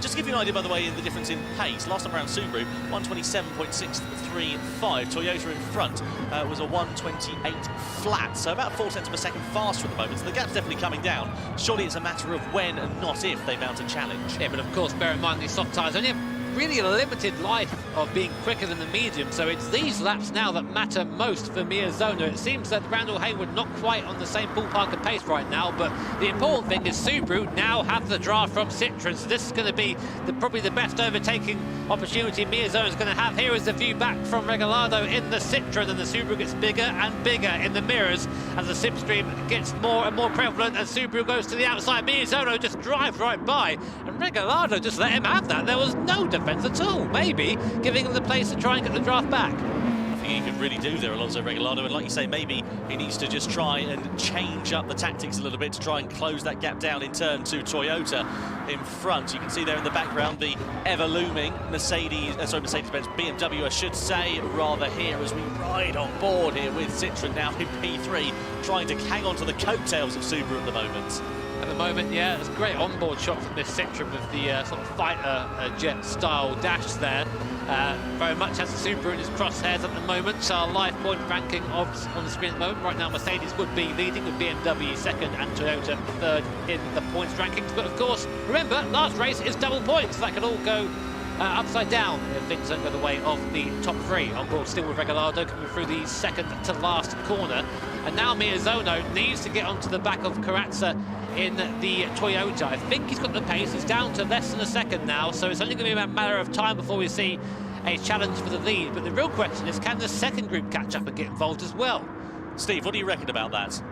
Yeah, that's probably why I would say that's why the Citroën let the Subaru through, because he's just conscious of that group behind, doesn't want them to catch up, doesn't want to fight with Miyazono too much, therefore just eliminating that fight, eliminating time loss, let him go through, getting the toe, and hopefully that will mean that the group behind won't catch up. You've got to use your head sometimes in racing, not all the time though. Sometimes a big old send is the remedy for your problems. What was it you said yesterday? Big sends? Yeah, big sends or get out, not interested. That's how it is. And we've seen a couple of them so far, and I've got a feeling we might see one more at some point. But saying that, Toyota actually managed to keep the same gap on the straight there, so not quite in the draft is Miyazono. This is where he will gain if he does. Through this middle sector, this is where having better tyres really helps the most. Just a little bit better cornering, of course, a bit better with the braking as well. And as I say that, it takes about a 10th out of Toyota in the first part of that alone. And dirty air, not really a thing in these cars. There is a little bit, of course, because they do have a better downforce, but nothing as crazy as X2019, for example. Yeah, nice to see that we can have some close racing, especially at this circuit as well, because there's so many medium speed corners that if we were, say, in a higher downforce car, you'd probably see a little bit more in terms of that dirty air coming into play. But no such worries here in these Group 3 cars. Over the timing line we go then once more to start lap number 14 out of 17, and still it is the Toyota that leads the way as it stands at the moment. That gap definitely coming down to 0.8 of a second. Mercedes-Benz, meanwhile, closing down onto the back of BMW. That's for fourth position. You can see here Cody Nikolakowski, the driver who is behind the wheel. Randall Hayward, the guy who will be looking in his mirrors ever more so as that Mercedes-Benz looms ever closer. Of course, Mercedes won the first race for the Manufacturer Series World Final a little bit earlier on here today, but they are now only harrying for fourth position, and Cody is now the man who is on the attack. You can see that Randall knows that as well. He pulls towards the inside line, tries to get offensive, but surely we can see that Cody's going to try to attack. He pulls into the slipstream, he pulls out of the slipstream, he goes deeper on the brakes and goes through into P4. Yeah, all points matter there. One more point on the board for Mercedes with that overtake. Will they now go after Citroën? Of course they will. So Cody can smell blood in the water. That Citroën, I think, starting to struggle a bit on their medium compounder tyres. Cody's kept the softs alive so far, got past Randall Hayward pretty much as quick as he could, and now will go after Citroën, of course. Now look, Miyazono only half a second behind Corazza in the Toyota, so getting to the point now where we can really see the possibility to move on board with the Japanese driver now in the Japanese Subaru WRX through the last corner, and now in the draft coming down the straight. great onboard shots there, and now Corazza is aware that Miyazono is on his rear spoiler, pulling to the inside of the circuit to try and break the toe. Comes back over for T1, tries to get a good exit out of the corner, does he? It's okay, but Miyazono's is better, and now he's really homing in on the back of the Toyota. We know that Subaru is very fast in a straight line there as well. We can see Mercedes versus BMW. That battle surely isn't going to be over for position as they come through the left-handed kink of turn 2. Ready to go onto the brakes of turn 3. Is Hayward going to be able to retaliate? Just hasn't got the grip under braking compared to Cody Nikola Lukowski, and Lukowski lives to fight another day in 4th place. You can see a big old squirrel there as he just tries to get onto the power a little bit too eagerly. Randall Hayward manages to gather it up, but he's lost a couple of tenths of a second, and that's just going to put him out of contention to try and move down in towards this corner of turn number 4. It just seems that that Subaru, that WRX, just doesn't quite have the grunt top end. That Toyota does. It can keep the speed at the top, even with someone in the draft behind. So this is how close Miyazono really needs to be to get the move done at the end of one of the straights. Again, coming through his middle sector, this is where the Subaru is strong, but a bit too close now. You can see that little bit of dirty air, just that tiny bit,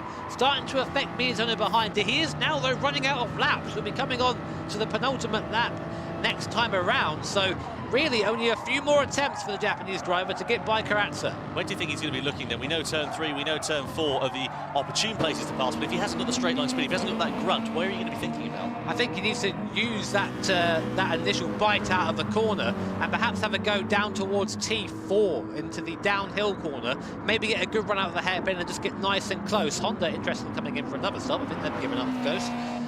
But here is Subaru. This is going to be maybe the chance for the race here. Miyazono deep in the wheel tracks of the Toyota in front, but again, just not quite closing up as much as he needs to. He's heavy on the brakes, so he's going to try and, I think, cut back and get a better run out of the corner. Corazza masterfully there, just sits on the apex. He's going to use the power of the Toyota on exit to try and defend. And look at the Toyota drive away from the Subaru in a straight line. There you go, down in towards turn 4. This surely would be the opportunity, but it's not going to be one there for Subaru and Takuma Miyazono. Meanwhile, P3's ready to change hands. Here comes Cody. Oh, big old defensive driving there from Alonso Regalado. Cody pulls alongside on exit, coming through as they go side by side through the right-hander, and Cody is up into the podium positions for Mercedes-Benz. Once again, Regalado's going to try and retaliate into the left-hander, not able to find his way through. It's Mercedes-Benz and Nikola Lukowski back onto the podium. Tell you what, you're not going to out-aggressive Cody. I'll tell you that. You can try, but you see Cody saw it coming, and that is a wise head there on young shoulders. Just saw the move coming,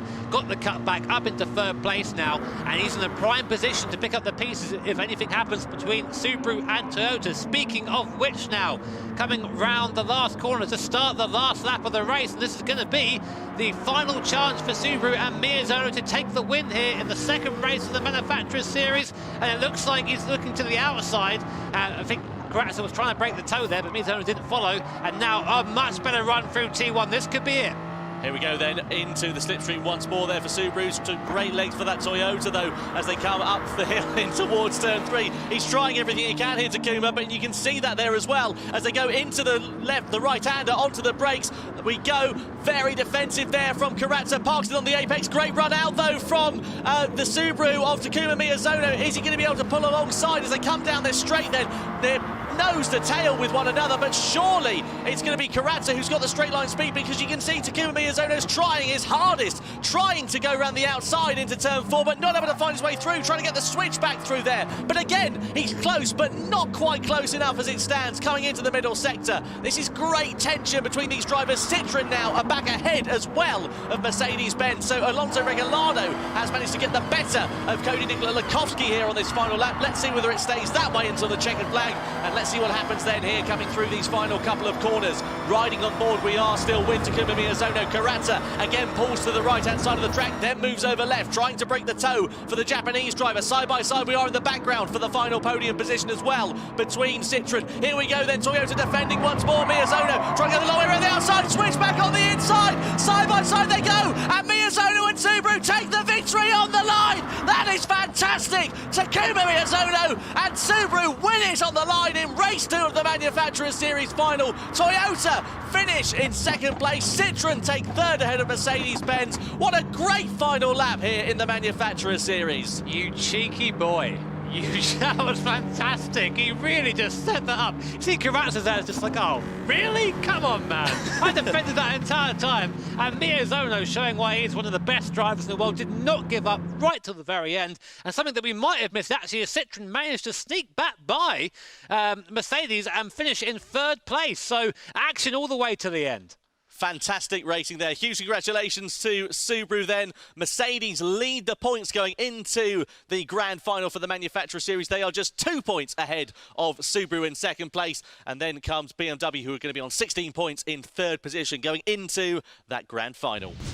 The grand final is about to be on the way in just a few moments' time for the Manufacturer Series for the 2020 FIA GT Championships. We're at Interlagos. What a thrilling prospect that is going to be in these Group 3 cars. But before we do that, I think we should probably just have a quick look as we got our breath back over Race 2's Manufacturer Series highlights. It was just a phenomenal race from lights to flag, wasn't it? Toyota led the way at the start. So it started off quiet, but that would be a lie. Everyone was squabbling for position very early on. Here was Mercedes and BMW, Cody and Randall. They were fighting for pretty much the entire race. Cody quick early on and Randall a little bit too enthusiastic on that throttle there. Here was Citroen and Subaru as Miyazono on a fresher set of soft tyres started to make its way up towards the front of the field. And this was into the closing stages of the race. At least you can see Mercedes-Benz getting themselves ahead of BMW once again. Nikola Likovski ahead of them. And then he tried to attack Citroen, did Nikola Likovski. Alonso Regalado having to set off a second best at that particular point on the penultimate lap. Wasn't long though before Regalado decided to try and retaliate. But it was the final corner where things came unstuck for Toyota. They led every single corner on that race, but for the last one and to the line as well. Meanwhile, side by side as well between Citroen and Mercedes-Benz for third position. You can see what it meant to Takuma Miyazono here. Absolute elation on the Japanese driver's face and devastation on Adriano Carrazza's. Well, Toyota left every lap apart from the last one. So you can imagine, quite frustrating. There are the official results then. So it's Miyazono for Subaru, Toyota second, Citroen and Regalado third, right on the line, we saw that there. And Mercedes-Benz are now current points leader, or I should say retaining the points lead in fourth position. But now after that, it's very close in the ranking. Subaru, who might I say have never actually qualified for one of these World Finals before, are now in second place, only 2 points off the lead, with double points up for play in the last round. Doesn't get much closer than that, does it? I'm really looking forward to the grand final. As you said, double points, 24 a maximum on offer for this grand final. And that means that anything could happen. And to be honest, with the GT Championships, it usually does. Exactly. I'm looking forward for the Coque Lopez style of the Nations Cup, where he comes flying back in and someone from the bottom of the field takes it. But I'm looking forward to this because we've got the big guns out for the last race. So yeah, absolutely. Just to reference, by the way, when he said Nations Cup, he means the EMEA regional finals, not the World Finals. Yeah, That's still to come. haven't seen that yet. Yeah, so. exactly. We don't know what's going to happen. If you do, let us know. Anyway, so that's along the way, I'm sure, very, very shortly. The Manufacturer Series Grand Final along the way next. But first, we should probably speak to the winner, Takuma Miyazono. He's talking to Julia. Hi, Takuma. We talk again. How are you? I didn't think I could win, so unbelievable. Oh, yes. Look at this. Practicing your English. I'm loving it. How fast was your heart racing in that final bit of the lap just before you overtook? How fast was it? 本当狙ってたんですけど、まさか思い通りに行くとは思ってなかったので、もうどれだけ上がったかっていうのももう覚えてないぐらい興奮しました。So you remember we talked yesterday and I said you were the master strategist and you were like, oh no, see? You totally are. That was such a good play. ありがとうございます。今日に関しては本当にチームメイトのミックとダニエルのおかげで戦略をきっちり決めることができたので、本当に自分だけじゃなくてチームの勝利というか、もうみんなのおかげですね。Speaking of team, have you got any advice for Mick going into that grand final? あんまりなんかもう自分からアドバイスできることってないので、もう彼に全部任せて、あとはもう祈ろうかなっていうふうに思ってます。Okay, well you go and relax now, Takuma, and I'm sure we'll be talking again probably at some point. So yes, speaking of Mick, actually, if you don't know too much about our previous Gran Turismo winner, I mean you should do really, but in case you don't, here's a little catch up for you. My year as a GT champion has been quite relaxing so far, so don't worry guys. My name is Mikael Hesal. I'm the 2019 FIA Gran Turismo Nations Cup World Champion. And for this year, I'm participating in the Manufacturers Cup Series for Team Subaru.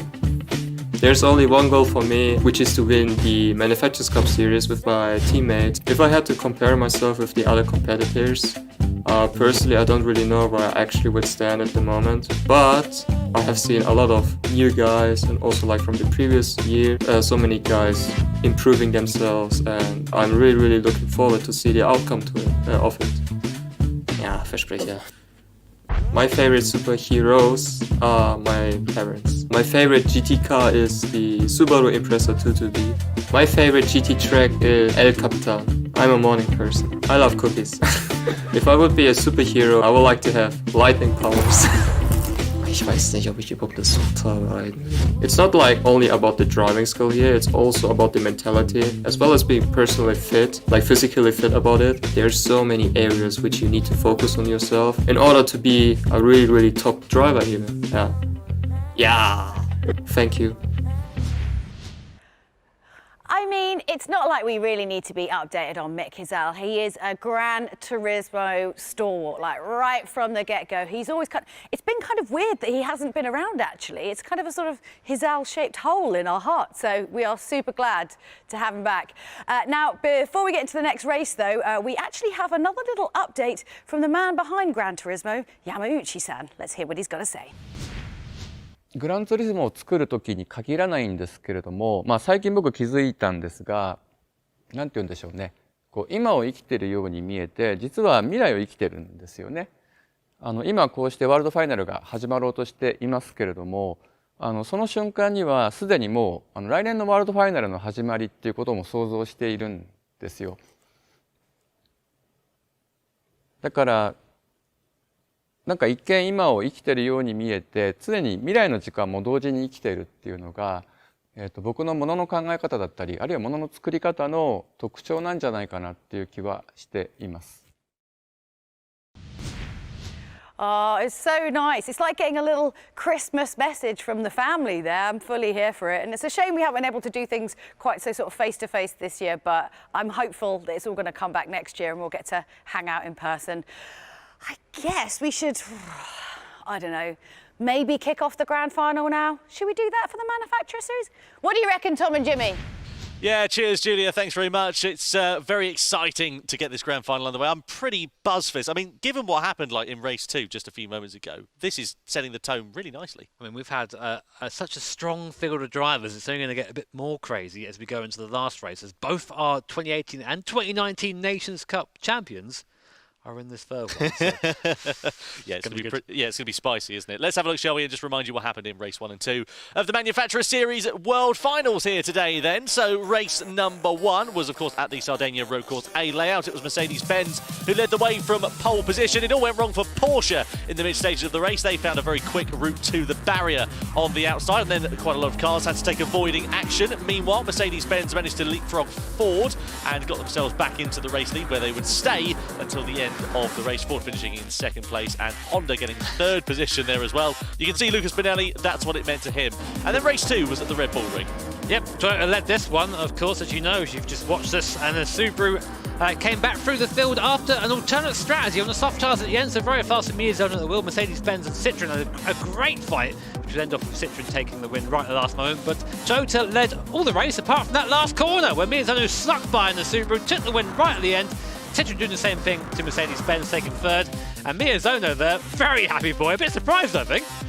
Yeah, not surprising there at all for him to be so happy, at least. Disappointment on the other side for Adriano Carrazza. Here's how the points sit then after the 2 races. So Team Mercedes-Benz are on top, 19 points. They have a 2-point advantage over Subaru going into the grand final. BMW there in 3rd position on 16 points. Toyota on 14. Lamborghini and Ford tied for 5th on 11 as it stands. Citroën and Honda tied for 7th on 8. And then you can see Audi, Porsche, Volkswagen, Mazda down there with just 1 solitary point as it stands as well. I think realistically, top 4, those are the ones to watch. Those are the guys in with a chance of double points coming up at Interlagos.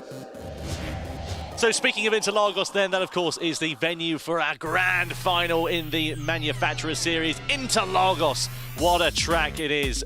Based in Sao Paulo in Brazil, it's hosted the Formula 1 Grand Prix since the 80s. You can see 4.3 kilometres full of lovely medium speed corners, and this of course is the first time we get to see proper strategy involved in terms of racing hard, medium and soft tyres.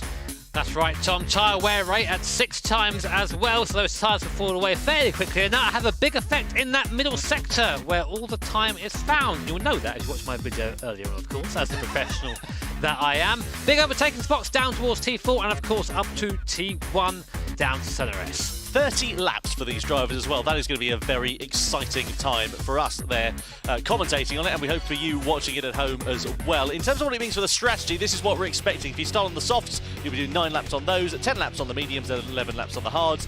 If you do start on the mediums, you'll go on 2 stints on the, 3 stints rather I should say, onto the soft tyre, and then you'll go for 1 lap on the hard tyre towards the end of this one. So we have been told the 4-stop strategy is possible, as you can see at the bottom there, but it requires you to basically full yeet the entire time, full send. You have to be going full throttle.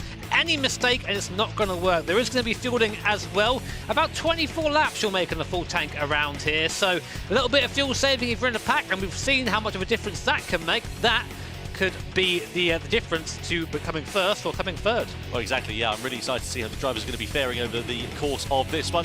Let's go down then to Steve, Super GT, shall we? Steve, you've got some updates on our Michelin Driver of the Day. Yeah, just looking at the early candidates for Driver of the Day, we've had some really good drives so far today. So race 1, let's not forget in the Ford, Tatsuhiko Kato with a really good drive to second, and then of course Miyazono with that win in race 2. So those guys looking early contenders, but let's see in the grand final if anyone can add their name to that list. Yeah, cheers there, Steve. Looking forward to seeing whether he will be able to, any of the drivers will be able to do that. Of course, we've got 2 Nations Cup champions in this one, Igor Fraga, Mikael Hazal. Well, you can't cut those boys out, can you? I've been fanboying a bit today. I love seeing these guys on track. It's always just this massive battle. When was the last time we saw them both together, though, like this, properly? Man. I think it was, 2019. Whenever an Igor just missed. Must have been Monaco last year. Yeah. At the Red Bull Ring. Yeah, exactly. So I'm really hoping that they have a better time out of it out on track. So let's see what happens then as we get ready for Go Racing for the grand final. As the Subaru heads out of the pit lane then, we get ready for the final part of qualifying for the grand final for the Manufacturers Series. The second group going out in this session. To remind you, it's a 1-lap Super Pole qualifying session. Drivers only get 1 shot at their flying laps. As you can currently see, it is BMW who sit fastest on a 1 minute 29.984. Meanwhile, you can see this man here in the Subaru. That, of course, is none other than Mikael Hazal, who is going to be trying to overhaul him, and he's a bit of a qualifying specialist. Quick Mick.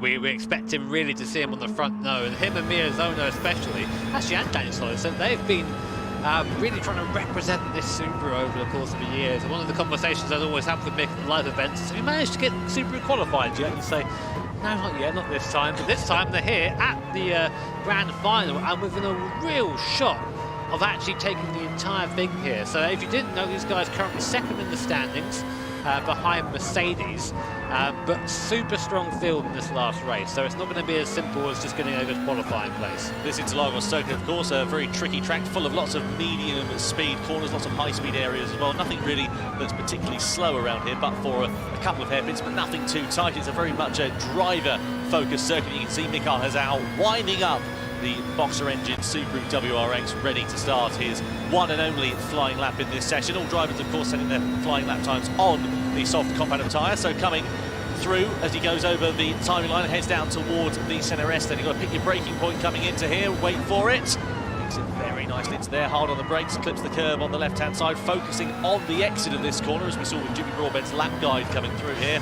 Flick it through the left, and you want to get a good exit coming out of here so you don't carry that mistake all the way down the Retta Raposta. Making noises, which is why that guy maybe not quite as quick as this. Yeah, but these guys obviously. I tried cheating with super soft tyres as well, and they're still faster than me. But right now, Mick up in the first sector. Here comes Toyota coming down now, there, first sector as well. Also up on the BMW time, that is Yamanaka.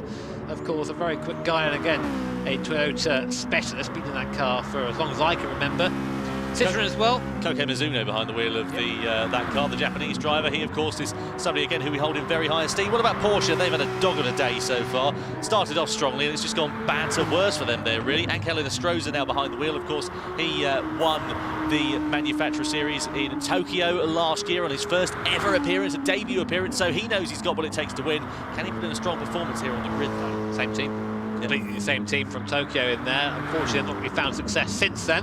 Mercedes, Baptiste Beauvoir, first time we've seen him this weekend, looking very strong out there in the Mercedes. It's looking like that BMW is about to be shuffled down the field as we see the Subaru. Mick Kazal, of course, at the wheel of that, going to be setting the first time of the second group, comes across the timing line. What's it going to be for him? It's not provisional pole. That Subaru struggling up the hill, only good enough for third. I was worried about that. I thought he didn't have the grunt in a straight line, and so it proved to be. Toyota with Yamanaka rather over the timing line. He goes through, only 7th quickest as it stands in this session. That's not a quick lap time at all there for Yamanaka. Work to do there for him on race day. Here comes Citroen then. Koke Mizuno behind the wheel. What can he do? Over the line he comes. It's only 7th fastest, 2.5 tenths down. But look at Porsche, and look crucially at the timing screens, because over the line comes the Porsche. Inestrosa takes 3rd position, not quite enough at the end of that one. Then what about Audi behind the wheel? Manuel Rodriguez only 10th fastest, and here come Mercedes-Benz, then a 10th of a second down. Behind the wheel of that is Baptiste Beauvoir, the Frenchman. He comes over the timing line, takes 4th place, so nobody was able to topple BMW. Nicolas Rubilar, the Chilean driver, takes pole position. A whole season's worth of racing then comes down to this. What a prospect we have in place for us. The Interlagos circuit in Brazil plays host to the Grand Final. We're about to crown our 2020 Manufacturers Series champions.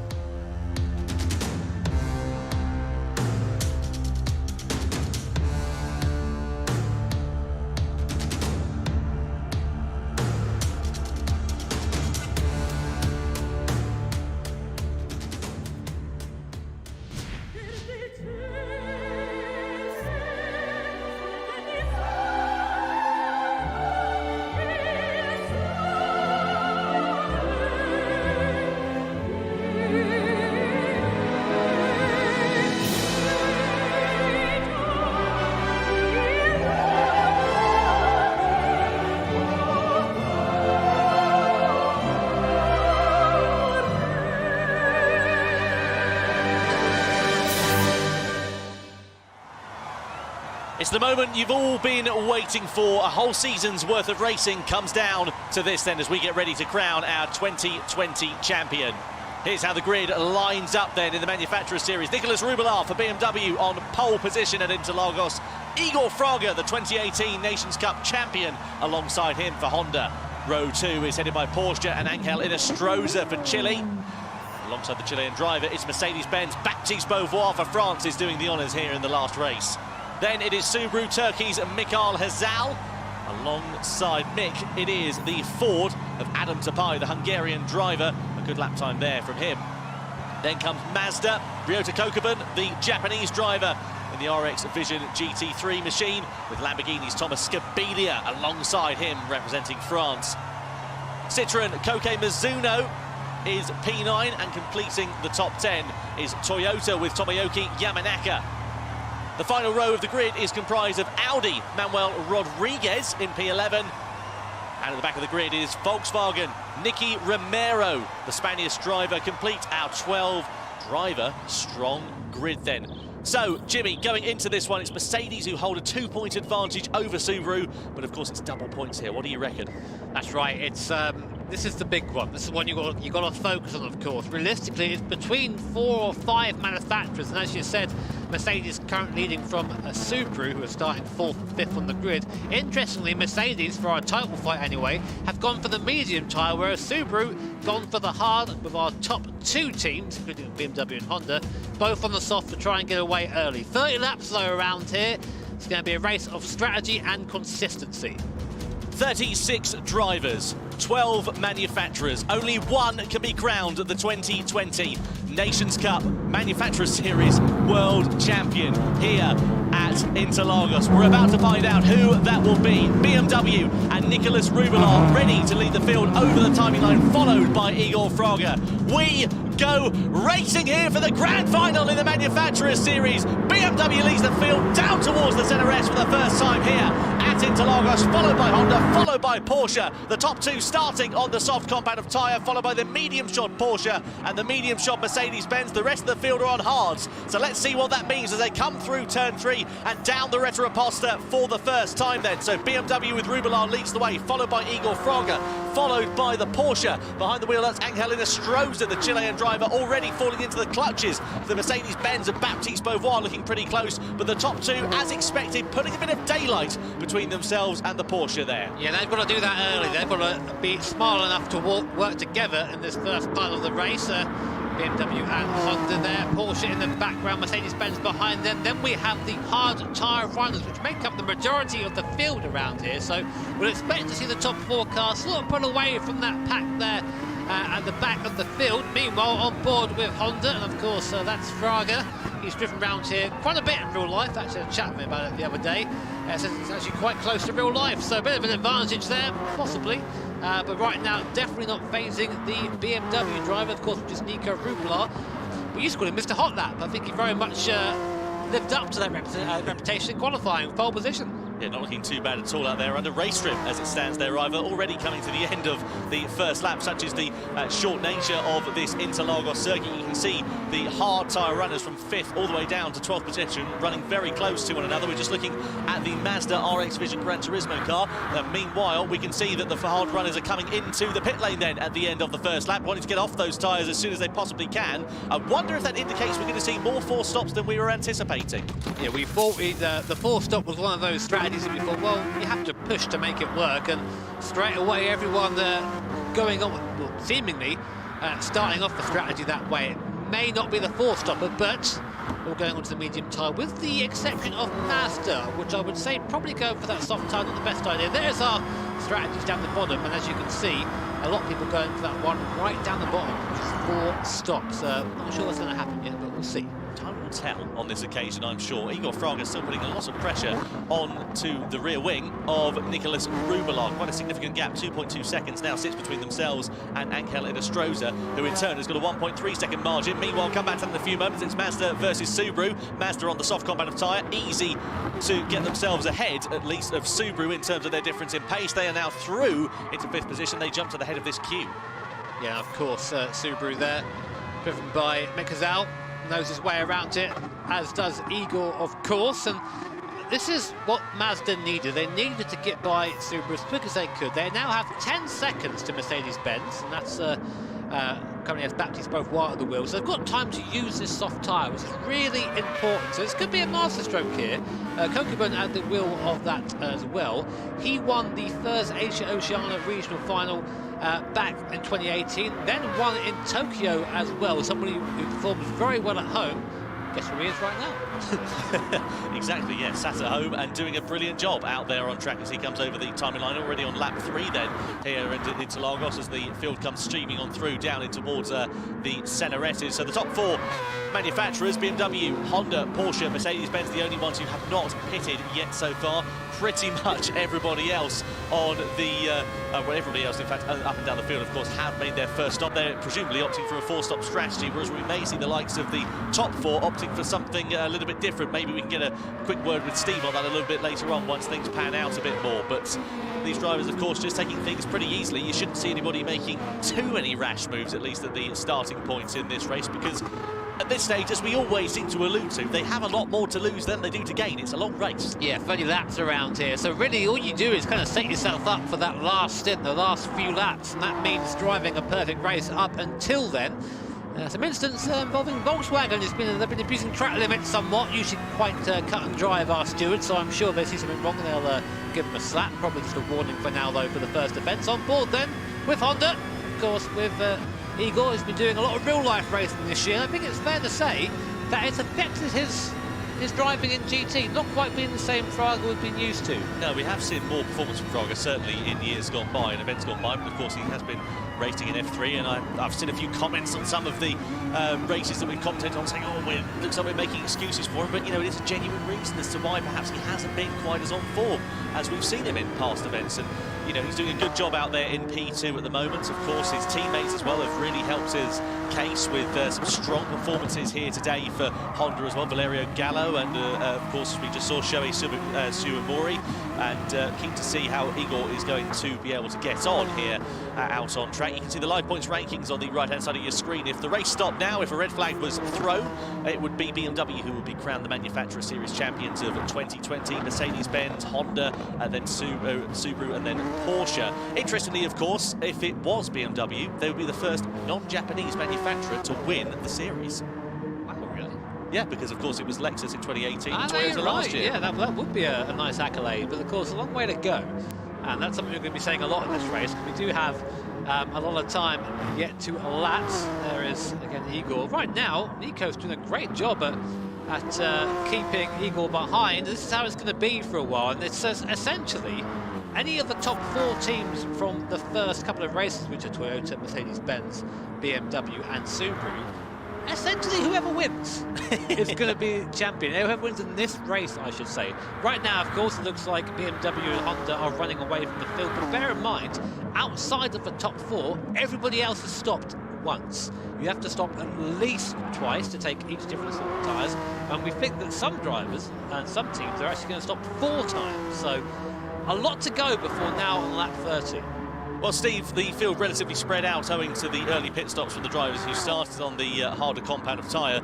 Presumably we're going to expect the race to come to those guys a little bit later on once they, of course, have worked out their strategy. But with so many running that same strategy, I mean, we've got drivers from 5th down to 12th, all on. It's effectively what we assume is the same strategy there. Do you think that that's going to kind of negate the advantage you might get from running that full-stopper? So busy you can't even think about it. I mean, you gave him the longest question in the world there, so I think you've probably confused him. Steve, do we have you there, mate, or not? Can you hear me now? Yeah, we got you now there. Oh, jolly good. Okay, yeah. I think they've all done the same thing there because they're wanting to stay in the slipstream of each other and save fuel. We haven't really spoken about fuel, we've spoken about the tyres, but by sitting behind the other car, we've seen it in previous races like the GR Super Cup. You can sit behind, save a lot more fuel in the slipstream, so that's certainly going to be a factor. So many times you want to actually stay with other cars in the race. That's interesting. I didn't really think about it like that, actually. As you say, the first time we've spoken about fuel in this race so far, there's a car that's going to be burning all of it. The rotary Mazda RX concept there, making its way off the circuit slightly. Don't be doing that too much, and getting a bad run up there, of course, means you carry that mistake all the way down to T1, so he'll be happy with that. But right now, I'm noticing that Honda's starting to fall off the pack of BMW, which means they're not going to be getting that tow anymore. And we have heard that the mid-engine cars are a little bit worse on tyres, and that Honda is mid-engined. It's just having a look at the difference in lap times between the two of them. Last time around, BMW was a 1:30.5. Igor Fraga with the Honda was a 1:30.7. So only a couple of tenths of a second in it, but of course every tenth of a second counts. If you fall out of that slipstream range, as Igor seems to be doing at the moment, he could be up a creek without a paddle, so to speak, if you like. I'm paraphrasing there, but we'll get back to that in a few moments' time, because here comes Lamborghini onto the back of Ford, down the Retroposta, in towards the fourth turn on this circuit. Not able to find a way through there at the moment. Behind the wheel of that Ford, as it stands, is Adam Tapai, the Hungarian driver, and he, of course, as we said, has got the Lamborghini Thomas Scabilia behind the wheel, who we saw him in qualifying, and we saw his driver cam. He was really frustrated with the lap time he put in. Yeah, you can be your own worst enemy in qualifying sometimes, just get into your own head, and I think that's what happened there. He's I don't know what he was saying, but I don't think it was anything happy, to be honest. So, making his way back up through the field, though, he's got Ford and Subaru in front in terms of people still with the same strategy. You notice that Subaru is starting to pull away from the rest of his pack as well, so that's important for them. But as Steve said, they won't be saving any fuel doing that. So, is it worth the extra 2 seconds they have on the track now to be pushing? We'll have to find out. Running on board here then with Citroën, Koke Mizuno behind the wheel, the Japanese driver just coming through left-hander on towards the start-finish straight. Easy flat through there, as you can see. And you can see Lamborghini lining up a move with Ford as Citroen coming to the pit lane then. Side by side we go down the start-finish straight. Ford on the inside, Lamborghini on the outside. Who's going to blink first onto the brakes? Ford blinked first, allows Lamborghini to go through, and they're now back into 7th position then. So Thomas Camelia moves up into P7, but the advantage, of course, for the Ford and Adam Tapai is, of course, that he now has the slipstream. We like that. That's fuel saving, real fuel saving hours time for the Fords at the moment. So a bit of a coast coming there, a bit of a short shift. Steve was saying that short shifting a bit more effective than coasting. So we're doing a little bit of that around here. Here is Toyota, Yamanaka at the wheel of that, and a bit further back than we expect really from Toyota. Not looking very fighty at this point in the race. Our Italian commentators will not be best pleased. Say Italian, it's Andrea. It's just Andrea, he loves it. Yeah, I've never seen anything like Andrea when he gets passionate over Tomoyuki Yamanaka. They're down in 9th position as it stands at the moment then. Toyota not having quite the level of performance that we saw from them in 2019. If you remember last year, back in Monaco, they won the Manufacturers Series, became the champions of that year, and well, this year it has not gone their way so far. They currently sit with 14 points on the board if you compare that to Mercedes-Benz, who are provisionally at the top. Meanwhile, BMW are in the pit lane then. They come onto the soft compound tyre, releasing Honda to lead the race. So they are the first to blink then. Are they trying to undercut Honda here, do you reckon? They need to make sure, I'm just double checking they come out in space here, because if they come out with someone else in front of them, it's going to completely ruin that soft tyre strategy. And yeah, I think the undercut is what they're aiming for, just waiting to see pit exit. Here is Mercedes-Benz. Will they be able to get by BMW? I think they will there. That's Baptiste Beauvoir side by side coming out of the pit lane there with Nico Rubelard, the Chilean driver, and that's it done. That's going to be a bit of a nightmare for Nico. He needs to get back by as quick as he can. He was hoping for clear air, but we know Baptiste, we know that he's a fighter, and he'll know that he needs to hold up the BMW as much as he can now on this medium tyre. So that's going to be a bit of a kick in the teeth for Nico. Through the right-hander they go, and Nico knows he needs to get past, and here's an opportunity potentially presenting itself up the inside of Baptiste Beauvoir. Goes Nicolas Rubelard side by side with the BMW and the Mercedes. Mercedes on the inside now as they flick it left, BMW on the outside, but more supreme grip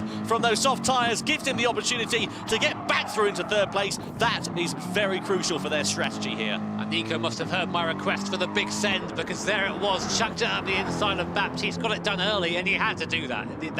There was no, he couldn't have waited any longer. He's already lost time having to do that with Baptiste Beauvoir, so that would have played into the hands of Honda and Fraga, who are still out front right now. Are they coming to the pit lane now or going in? So Fraga's into the pit lane, also going for the same strategy, so soft to soft. Now we'll see how much that cost Nico Rubelard. He still had the fresher tyre, remember that, still had the fresher tyre, but Fraga had no one ahead of him and no one to get in his way. So here comes Mazda as well. A couple of other cars making their way past the pit lane, and Porsche, who have yet to stop, now inherit the lead. So where do BMW come out in respect then? So let's see what happens as Honda waiting for them to come out of the pit lane, and BMW ahead 2.9 seconds, 3.1 seconds. It's going up and up as they come out and get themselves back into racing action. So that's worked out beautifully there for Nicolas Rubelard. Not lost too much time. Porsche inherit the lead, but of course the de facto leader, because Porsche haven't made their pit stop here, is now going to be BMW with a healthier advantage than they had prior to this pit stop. Yeah, so it's not a big advice. About another 4 tenths, I think, what it was when they came in initially. So Mazda, though, this is Kokubun at the wheel of this thing. He's doing a good job on his own for the majority of this race. I mean, you can't really miss the Mazda, can you? It's one of the loudest cars out there, one of the most spectacular cars out there at the moment, and really being wheeled by the Japanese driver, someone who's been with us really since the start of the World Tour event, so a very familiar name, and here for a reason. Such skill this man possesses. He's going to have to use all of it now to make the best of this race. Meanwhile, front of the field, BMW, Nico Rublard's gotten to the back of the Porsche. That's Angel Enestrosa, who's going to be on much older medium tyres. There's not going to be much he can really do in terms of defending here. How long will Nico take? He needs one corner, T1, up the inside he goes, move made. There'll be no way the Porsche can defend from this, and Nico Rubelard goes back into the lead for BMW. Mazda and Subaru into the pit lane then, onto the soft tyres for Mazda, onto the medium tyres for Mazda, onto the soft tyres for Subaru. there. And now Inestrosa is now in the slipstream, as we can see, of the BMW. Coming out of the pit lane here is Mazda, where they're going to emerge. Rio to Kokubun behind the wheel, of course, as we know. It's going to be tight between themselves and Mercedes-Benz as they come out. But Mercedes-Benz actually getting a good advantage because, of course, the pit exit is actually so long here at Interlagos that there's nothing really that they can do. They filter back out. Are they ahead of the rest of the group, though? Mazda, that is the crucial question, and it looks as though they are. So they're pretty much the best of the rest as it stands, because of course they're running that different strategy, having started on the hard compound of tyre. Here we are then, Mercedes-Benz, Baptiste Beauvoir at the wheel of that on that hard compound now. You don't like the hard compound if you're racing, it's a bit of your enemy. Steve, I've seen you appeared on my screen for a second down the bottom there, so I'm going to question you, question our guys here. The hard tyre round here is just get on it, get off as soon as possible. Yeah, judging by what pretty much everyone did on the first lap, they all came in after one lap. You clearly just do not want to be on that tyre. I was just looking at Porsche. They haven't pitted yet.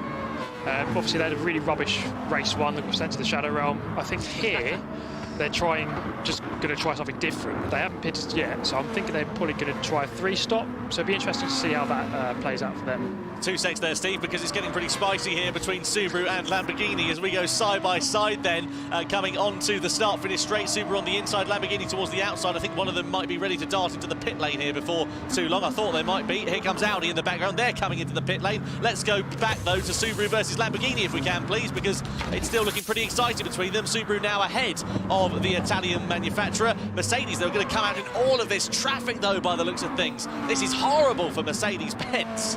I mean, that's the risk they took there. We'll see when they come out the pit lane, though, because you get fired onto the track here from the pit lane at Interlagos, and looks like, yeah, they're going to be towards the back of the field, as you said there, Tom, so you were right there. That makes a rare occasion. All right, thanks very much. Speak for yourself. Nothing wrong with it. So, Subaru and Lambo then, that fight is going to continue. All running different strategies at the moment, so it's really hard to sort of guess how this is going to pan out as the race goes on. So meanwhile, Citroën and Mazda, Kokubun still out on that medium compound tyre, with Citroën looking behind on the soft. So this is where really you have to focus if you're at a tyre disadvantage on losing as little time as possible. If the guy behind you goes for a move, because that can make the difference in these races. 2 drivers fighting for honours, 2 Japanese drivers, I should say, fighting for honours. Here comes Honda, though, versus Porsche. Igor Fraga behind the wheel of the Honda. Behind the wheel of the Porsche, of course, as we know, is Angel Inestrosa. Pulls to the inside as Igor Fraga. They run side by side, wing mirror to wing mirror, down towards the first corner. Later on the brakes for Honda on the soft compound tyre, a little bit deep into the centre S, but they've got enough time to gather it all up, hold on to position there. The soft compound of rubber really saving his backside. I'll tell you what, big gap now in front. That's 4 seconds. That's really gone up from what we saw on the first part of this race. So looks like Igor Fraga does not have an answer for Nico Rubelat and that BMW right now. And if things ended this way, BMW would be our champions, of course, using those 3 points they got from Sydney all those months ago now. So looking to start as they continue as they started back then. Here's Mazda and Citroën again. Citroën needs to get by Mazda, and they haven't yet. They're still stuck behind and probably getting bored of that rotary shrieking around in front of them.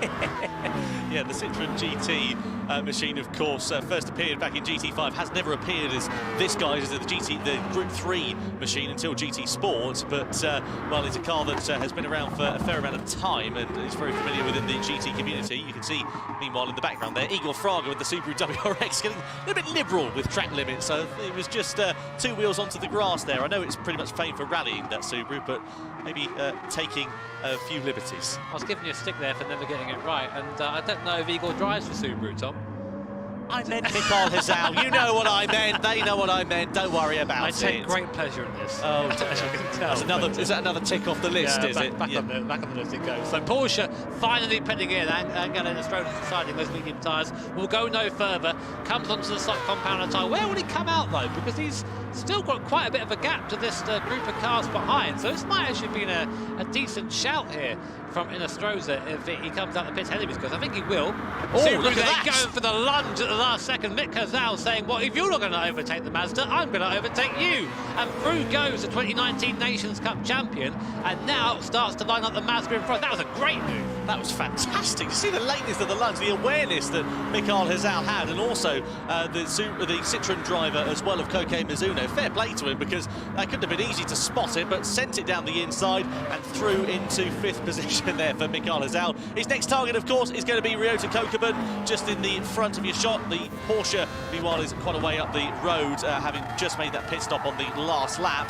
But now you can see on the defensive is going to be the Mazda, and you can see just how much more grip underneath him Mikael Hazal's got with that softer competitive tyre. They're going to flick it left here, running very close to one another through this midsection of the lap, and surely he's just going to try and send it down the inside, maybe into this hairpin. Looks to have a little tries to have a little move, I'll get the words out eventually. They run side by side once again. Mikael Hazal, with much more grip, is able to run clean around the outside before the next corner. I'd say that Kokubun worked with him a little bit there. I mean, it would have been quite easy to go 2 by 2 down the bottom, but he knows he would have lost that fight, so he thought, yeah, you know what, fine, take it. If you're that keen, get on with it. And Mick goes up into 4th place, looking back now from that Impreza. That's a gap already.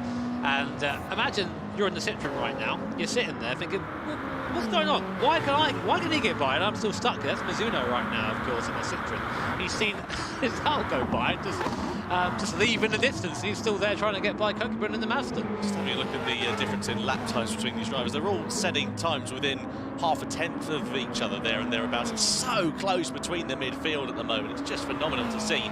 Meanwhile, someone we've really not mentioned for a few more laps, of course, is Nicolas Rubelar in the BMW. Now 4.4 seconds clear.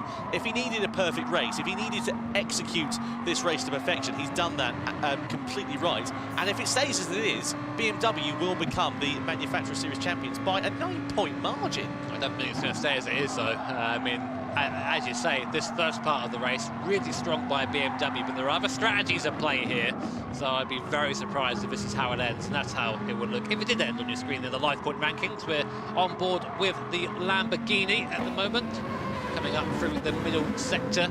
Thomas Gabilia at the wheel of that at the moment as we come around this right hand, a very tight right hand here. Important to get the car to the right hand side of the circuit as quick as you can coming out of here to prepare for this long downhill left. You can just about get it flat if you get it right on the soft tyres, otherwise it's understeer city off into the green runoff there. Porsche, meanwhile, on an absolute charge at the moment. They've just set the fastest first and second sector on this lap as they go around. They're now 5.9 seconds clear, really trying to put right the wrongs, Angel Inestrosa, just given how terrible this event has gone for them so far. Meanwhile, Citroen and Lamborghini into the pit lane then. They're making their 3rd stop in this race, going soft to soft once again. As we know, of course, they have already run the hard compound of tyre. They get onto the soft once again here for these manufacturers. And let's see what is going to happen then in terms of their race and how their strategy is going to play out as Subaru come on to the retro apostrophe P4. Steve, there are like 40,000 different strategies going on here, mate. What do you reckon? Yeah, it's really hard to keep track of at this moment, but one team that I'm looking at is Subaru, because I really think that they'll be in the mix for the front, for first place come the end of the race. And Mikael Hazal behind the wheel, I'm still not sure whether he's actually a human, because the way he drives is it's robotic, it's mega consistent, so definitely have a look out for Subaru by the end of the race. Well, we've got a term in sim racing, that is alien. if you're that quick, and Mick doing the same thing there, and I think it's kind of hard. You'll get your spreadsheets out, haven't you, to map this race? Yeah, exactly, yeah. Plot some data. I love that shot there, the camera angle. You can see as the midfield comes through the middle sector, the advantage that Nicolas Rubelar has now. It's come down a little bit over the last lap or so, only by a tenth or two. Let's have a look at a replay here. This is Subaru riding on board here. This is the absolute send from Mikael Hazal into that first floor. Look how late he is on the brakes, the confidence he's got underneath him, and also, crucially, the confidence he has in Koke Mizuno in that Citroen. Down the inside, commitment to the full, and also another position gained. I say confidence, it's just, well, if you defend, we're having a crash. I love that commitment in there. So Toyota in the pit lane, it's not been a race so far. They're one of the manufacturers that are sort of in contention, well, they were in contention at the start of the race, but right now, miles off the ball. So we'll keep an eye on how the race develops, but I don't think it's going to be going their way. Here is Baptiste Beauvoir. On paper, that Mercedes have one of the strongest teams out there, but it seems to be struggling in this mid part of the race. Yeah, I'm a bit surprised about that, really. We've seen a lot of pace from Mercedes this year, struggling a little bit in the Manufacturer Series, but otherwise, I mean, it's just been really challenging to see them not doing so well. I mean, we all had a chat, all of us, Julia, myself, Steve and Jimmy, before we started this one, and said, who do we think is going to be doing the business. And on paper, looking at the lineup, you'd have to say Mercedes, arguably, they've been the strongest, but not the case in action here. I tell you what, though, just go back to what Steve said. What a story it would be if Subaru came away winners here and somehow managed to win the series overall, because, as we said at the start, they've never qualified for the Manufacturers Series before, ever. So this is their first time here, and they're in contention for winning it. But of course, that's going to require some issues from BMW, because they're looking very strong right now. 16 points from the first 2 races. And right now looking at the full 24, which would be close. Speaking of which, it's in the pit lane, onto the medium compound tyre. Honda doing the same thing, but going for the soft, so that's going to be surely a 4-stop. Trying to close that gap down, I would imagine, in any way that they can to BMW, by the looks of things. Here comes Porsche just coming through the left-hander of turn number 3 on towards the straight then. Where are they going to emerge? BMW just coming out of the pit lane, then they're going to be behind BMW, but for how long? Because there's a fair amount of closing speed to consider here. Of course, Porsche on the soft compound of tyre here as well, whereas BMW are on the medium. So let's see whether that is going to be a change of position potentially on the cards towards the end of this lap. This could be bad for BMW and Nico Rublar, because Angelina throws actually said not really much to lose, so he might just go, no, I'm going to send it on you, on my fresh compound tyre, slow you down, put you back into the clutches of Igor Fraga in that Honda on the very fast soft compound tyre, then have them squabble. These are the things you have to think of in these long races. It's basically everyone else on track, avoid them as best you can, get into clear air and drive as quick as you can, and that Porsche is gaining, Tom. And just to remind you as well, of course, it is double points here in this grand final as well, so every position counts that little bit more. Steve, what do you reckon here very quickly as we get ready to come to the final part of this lap?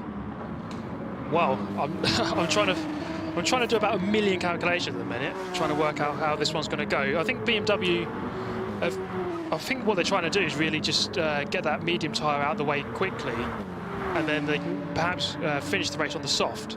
But again, I'm just trying to work this one out at the moment. Right now, it seems like BMW's taken soft a couple of times now, so it's not going to take any more tyres at the moment. It has got to take the hard, and that's it now. Whereas Honda behind have to take every other compound tyre. They've been just on the softs so far.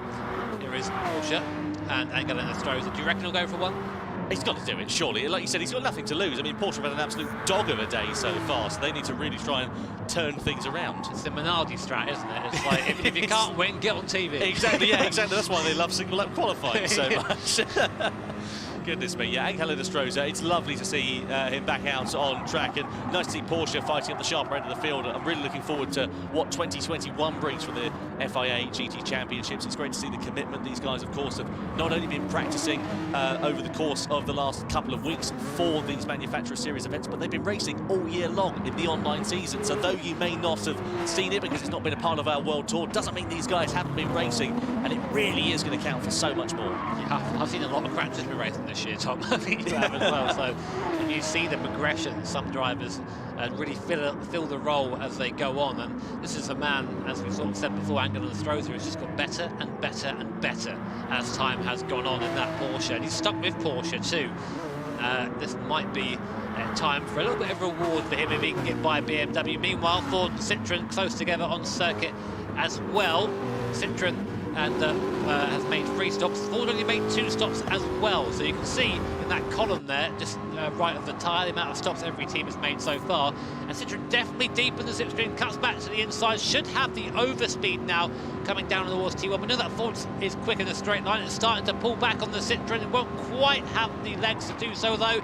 Up into 7th place goes Citroën. Nicely done there for Koke Mizuno ahead of Adam Tapai, then into P7. Down through the centre rest they go. Just in the background of the shot, you can see the Lamborghini Thomas Scabilia behind the wheel of that one. Hasn't really featured too much in this race, and likewise Lamborghini haven't really featured that heavily over the course of the Manufacturer Series here today, and I don't mean that to do them a disservice at all, because it takes tremendous effort for all of these manufacturers to qualify for the 12 places that we have available, but they would have been hoping for a far more elevated evening in terms of their standings. Yeah, it's super competitive to qualify for these, and to give you an example of that, no Lexus.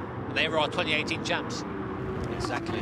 Spot on. So there is Mazda now. They have got Mercedes-Benz for company. Mercedes, of course, on the soft competitive tyre. Mazda on the mediums. Different strategy for them at this stage in the race. And one would begin to imagine that it's only a matter of time before the Mercedes-Benz of Baptiste Beauvoir is going to be able to find his way past. Look at the Lamborghini now all over the back of the Ford as well. Adam Depay really beginning to struggle. Of course, Lamborghini on fresher, soft compound rubber there in the background. But look at the closing speed there of Baptiste Beauvoir, and look in the background as well at Koke Mizuno, ready to try and take advantage. Wide coming through there as well. Got a bit slippery onto the power there as he tried to put it down, but just had no grip underneath him. And now it is going to be surely a fairly easy pass there, as I say that, because he comes into the pit lane. Meanwhile, here is Mercedes-Benz versus Citroën, nearly coming side by side down the straight. Pulls to the inside there, does Beauvoir. Koke Mizuno trying to go the long way around the outside and trying to harry him for position, as Mazda coming through the pits there as well.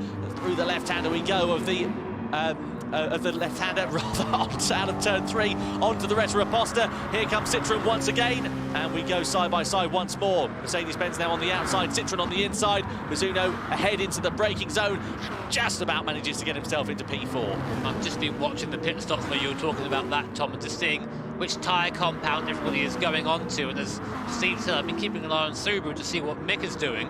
And he's now gone on to another set of the soft tyres. That'll be him to the end now, I think. I don't see him stopping again with 10 laps to go on that soft compound tyre. It would be a bit of a stretch, but he'll make it last, I think. But he has come out in traffic, and that's something that he's been avoiding most of the race. But now he is stuck behind the Ford Lamborghini and actually behind this fight with the Citroën as well. So unless these guys stop soon, Mick might find that he's made a bit of a misstep here. Expecting Porsche and Angelina Stroza to challenge against BMW. 0.7 of a second that gap sits. It's just going up incrementally as it stands at the moment between the top two. So although in the Stroza should in theory be a little bit quicker, he's not had an opportunity to really attack Nicolas Roublant. Meanwhile, here is Subaru versus Ford as we come up the brow of the hill. Then Subaru on the inside, Ford on the outside as we go through. And we can see that Subaru are now ahead into 7th position as into the pit lane come Mercedes-Benz, and Ford also coming in there as well. Bit of a godsend that one for Subaru, because now Mick doesn't have to get by on circuit, he can just do it in the pit stop. So Beauvoir into the pit lane. Don't think this is going to be Mercedes' day today, Tom. They just haven't quite performed in this last race. I don't think maybe the track suits the car as well as the others did. And now here is the one to watch. Mick is out in the Subaru. Now I think that the best he can do right now, if Nico Roublant is performing the way he is take that car. Even if he wins this race, that wouldn't be enough for Subaru to win overall. Yeah, needs to really try and pull the cat out of the bag, as it were. Here we are as we ride on board then with Toyota. And behind the wheel of that car, of course, as we know, is Tomoki Yamanaka. Oh, I lied, sorry, I was just doing some maths there. My maths is terrible, as I didn't want to tell you. If Mick can win this race, they will win the overall series. So there you go. Double points. Yeah, completely different. Man does maths live and doesn't do a good job. Goodness me. Here then is Igor Fraga onto the back of Angelina Stroza in the Porsche then. Into the slipstream he is once again. You can see that closing speed. And we know that that Honda is pretty handy in a straight line. Is Igor Fraga going to be able to find his way through? Well, he pulls to the inside as they come over the timing line, down towards the first corner, late on the brakes, nice and confident, nice and smooth, and through into 2nd position. Lovely stuff from the 2018 champion. Sorry, I just kind of think, like, come on, Angel, do something. Like, defend. make it hard for him, you know. He's being too clever, which is annoying for us in the commentary booth. But I wanted to see the pack sort of squeeze up again. But last time he was 7/10 slower than Igor Fraga last time around. So whether he had a moment, whether he made a mistake, I'm not quite sure. But either way, just got no pace at the moment. I think he's a fresh set of softs, so I think that's just a difference in speed at the moment. Mazda, middle of the field right now, defending from VW. There's a Nick Romero in the VW. We've seen him a lot in the online series, did very well there. Not quite translating that to the Manufacturer Series final right now in that VW. Volkswagen not really been anywhere, have they, in this series so far? I mean, they come into this with only 4 points, so it wasn't really going to be a fight for the win for them, but still good to see him out there. Yeah, just looking at Nico Romero's driver cam there, he's got a face like a bulldog chewing a wasp at the moment. He's really not happy with where the position is out on track for VW. And as you said, Jimmy, they haven't really featured too much over the course of this evening. So back to the drawing board, try and recalculate, reevaluate, and hopefully they can turn some things around for 2021. So just looking at the gaps, trying to predict what's going to happen in the next few laps. Steve, do we have you, mate? Can you hear me? Yeah, I was going Hopefully you can. to ask you about Subaru right now. What do you reckon the chances are with the gaps as they are? I think they've got a really good shout still because where was it, on the last lap, Mick was a second quicker than anyone else. So he is gaining. There's still 8 laps to go. And of course, the main thing I was thinking about is in the last couple of laps, for the last fuel stop, everyone's going to see how well they've done in terms of fuel saving so far. So I think pretty much everyone has to come back in and get refueled. So that's gonna change things. I'm not sure if I caught the fuel for the Subaru when it came in last time. I'm not sure if there was a long stop or not. That might be why he ended up back in the pack. We didn't catch that. So I believe 10 laps on the soft tyres easily doable. In fact, people have done that in the race so far, and that's how many laps we would see on this tyre towards the end. Maybe even 11 laps, possibly. Essentially, what it boils down to is, let's simplify it a little bit, whoever finishes on the road ahead and whoever wins the race is probably going to win the manufacturer series if it stays as it is, given the manufacturers that are fighting at the sharper end of the field. So if it stays with BMW at the top, they're probably going to win. If Honda are able to get ahead, they're going to win. I'm just trying to think who's going to beat them. Yeah, exactly. my poor brain it's been a long couple of days here, but an awesome couple of days as we see Igor get closer and closer to Nico in front. Now what we need for our race, and what I mean is the big crescendo at the end, is to have a little bit of a fight now, and to squabble a bit for the place and slow each other down just a wee bit, but they're both very clever.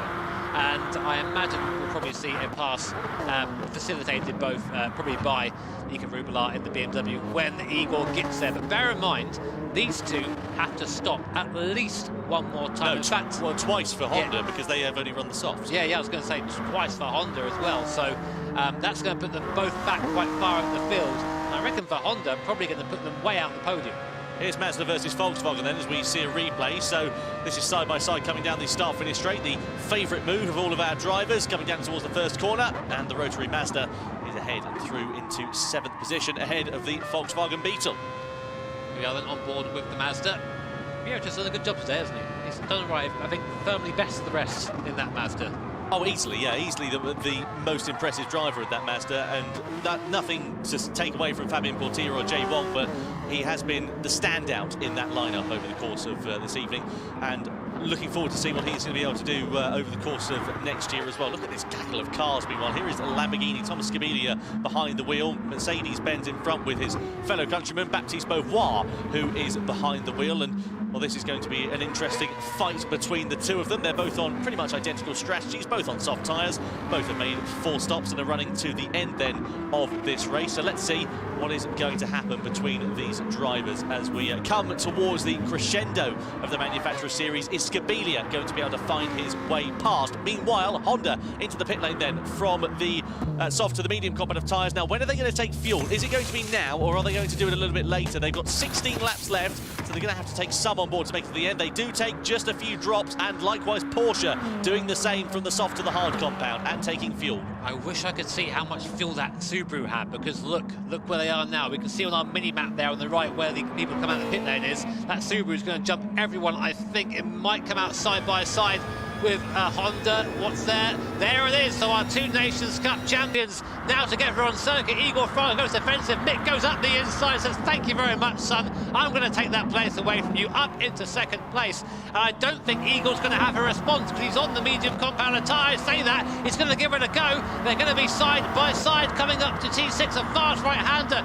Mick has the inside line. Eagle's going to try the long way around. Will he make it? No chance on that tyre. And Mick keeps 2nd place. Fantastic driving there from Mikael Hazal. Great awareness from Igor Fraga as well, and fantastic respect between the 2 Nations Cup champions that we've had in the FIA GT Championships. And now it is advantage to Subaru, but the crucial question is, do they have to take a bit of fuel on board here as well? If they do, I don't know if it's going to be enough for them, because of course we know that Honda do owe another set of tyres, but it's going to be very, very close. If the gap stays as close as it is, if they're able to extend it out, as you would expect Mikael Hazal to be able to do, then should be okay. Meanwhile, BMW into the pit lane. 11 litres of fuel left. They'll have to take a bit more on to make it to the end of this one. They will. This is super tight now, super tense.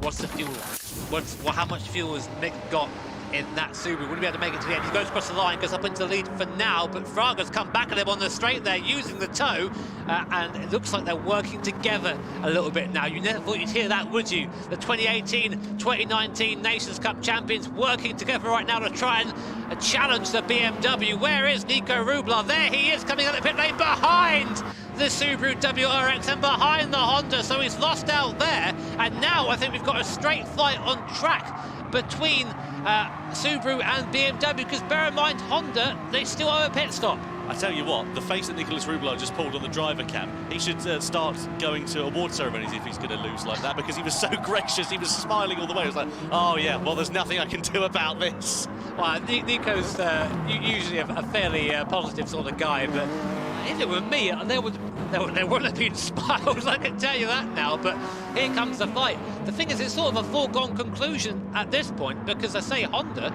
they owe another stop. They have to come into the pit lane at the end of the race.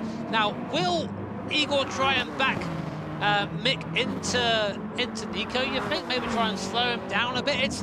There's not much he can really do here. He's kind of a bit defenceless, as you say. I mean, you know, it would be a great result for Honda if it finished as it is, but of course, like you say, they owe that other set of tyres, and that's going to put them back into, at best, what's that, about third place if they've taken a bit of fuel on board here. Steve, where do you think they'd emerge when Honda come into the pit lane if the gap stays as they are? I'm looking at it now, you're looking at about a 10-second loss, so it could be 6th or 7th. It's not looking good for them at the moment, I don't think. Cheers there, Steve. Well, that is bad news indeed there, and you can see 4.5 seconds back of that trio of drivers sits Porsche, and only 8 tenths of a second back. Yeah, it's going to be right in this gaggle of cars that are all fighting for position, so this could be pretty disastrous, actually, as it turns out, for Honda, from fighting for the race lead, and their strategy just has not worked out at all here.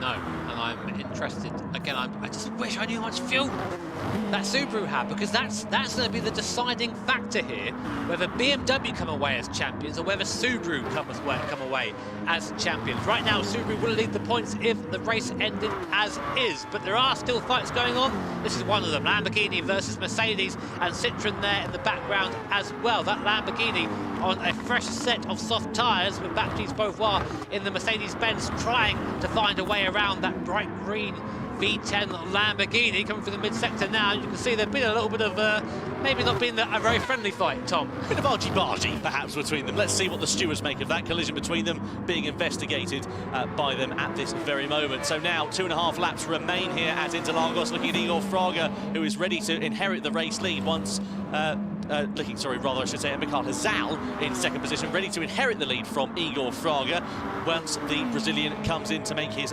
final stop from that Honda NSX. A warning is given then to Mercedes-Benz owing to that contact with the Lamborghini, so the two Frenchmen having a bit of a tete-a-tete, as it were, out there on track. And we look then, as we come down towards that first corner, BMW there in the background. Well, it'll be a good second place there for BMW, but it won't be quite the race victory that Nicolas Rublar would have been dreaming of at the start of this. No, and of course they are both pulling away now from the BMW. Look at Porsche.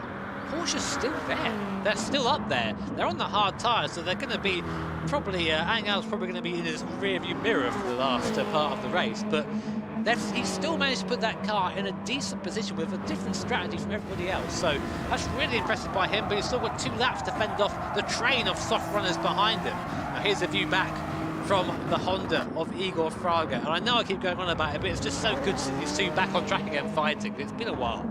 Yeah, we love a nice ding-dong battle between these two guys, and that's exactly what we're treated to here in this Manufacturers Series final then. Let's see what is going to happen between them. Thomas Kabelia had found his way down to 11th very quickly, and he's looking very annoyed on the driver cam. So I'd say maybe a bit more contact between the two cars. Yeah. We did miss it though. Steve, did you manage to catch what happened there?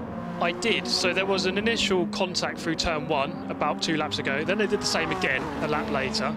And then going down to the Rita Aposta, the Mercedes just sort of elbowed his way in and just shoved him off into the shadow realm. So probably expect a penalty for Mercedes, I would have thought. Oh dear. Well, less a tete-a-tete and more a bigger argument in French that I can't remember what it's called. I need to work on that. Good job. Thank you. Yeah, top commentary, really. French with Tom Brooks. There you go.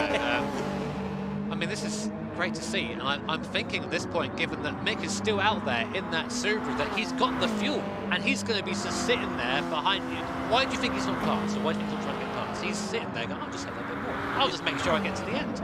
Yeah, there's no need for him to get past. Honda are going to be pitting at the end of this lap, going on to the hard compound tyre, unless Eagles made a bit of a boo-boo. Like, it's not the first time he'd have done that, to be fair. It doesn't even matter if he doesn't win, because if Subaru comes second here, they will win. And I can't tell you what a massive story that would be. We've said it a couple of times before. They've come into the series and they've never qualified before. Ever, ever, ever. And Takuma Miyazono, Danny Solis, Mick Hazal, they all got together online and said, come on, this is the year, let's get Subaru into the Manufacturers Series. And they've done just that and one more. They are just a lap and a half away from victory in the Manufacturers Series if Mick can just eke out that fuel and get to the finish line. Well, this is going to be very exciting. What a great crescendo it's turning out to be. So, Igor Fraga and Honda ready to come into the pit lane then at the end of this lap here. Meanwhile, in the background, I'm just keeping a closer eye on Angel Nostroza, and the gap actually was 0.8 of a second. It's now gone up to just over 1 second between 4th and 5th position. So though he's on the slowest, the hard compound tyre, Frogger into the pit lane, by the way. Meanwhile, a penalty there being given to Mercedes-Benz for colliding with another car. Sounds like a bit of a slam dunk from what we heard from Steve. Just coming back to that thought in just a few moments' time, because here we go then. As you can see, that penalty ready to be served, but not quite yet. Side by side we go. Meanwhile, here comes Citroen on the inside, Mazda as well. This is getting pretty hairy down in towards the centre S. Mazda on the outside of Mercedes, and here comes the Citroen of Koke Mizuno, who runs side by side with Ryota Kokeman as well through the left-hander. Somehow the Mercedes is able to end up on top, but they're about to serve that penalty, and that's going to allow the Mazda and the Citroen to go sliding on through. Yeah, penalty line quite late here at Interlagos, so we'll be able to get back into the fight quite quickly, but Mazda and Citroen will be going down to the wire now. Kokeman trying to defend the best he can. He's on older tyres than the Citroen behind, so it's going to be a hell of a job for him to do that.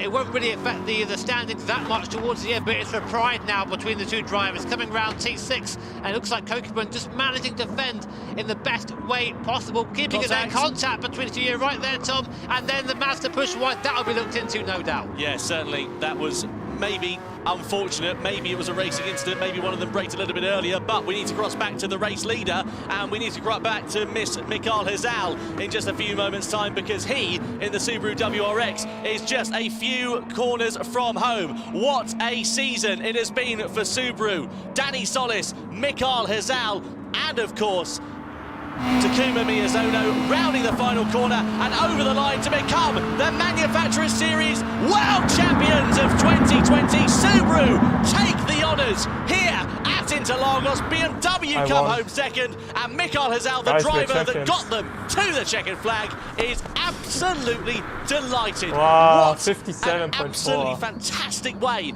to end the Manufacturers Series, and the reign lives on. Japanese manufacturers winning it 3 years in a row. That was just a victory lap for Mick at the end. He pulled an absolute blinder. As Steve said, you have to wonder, is this guy human? He comes in there after being away, not being at his best, and turning up for the final and just smashes the competition. That's the Mick Hazal way.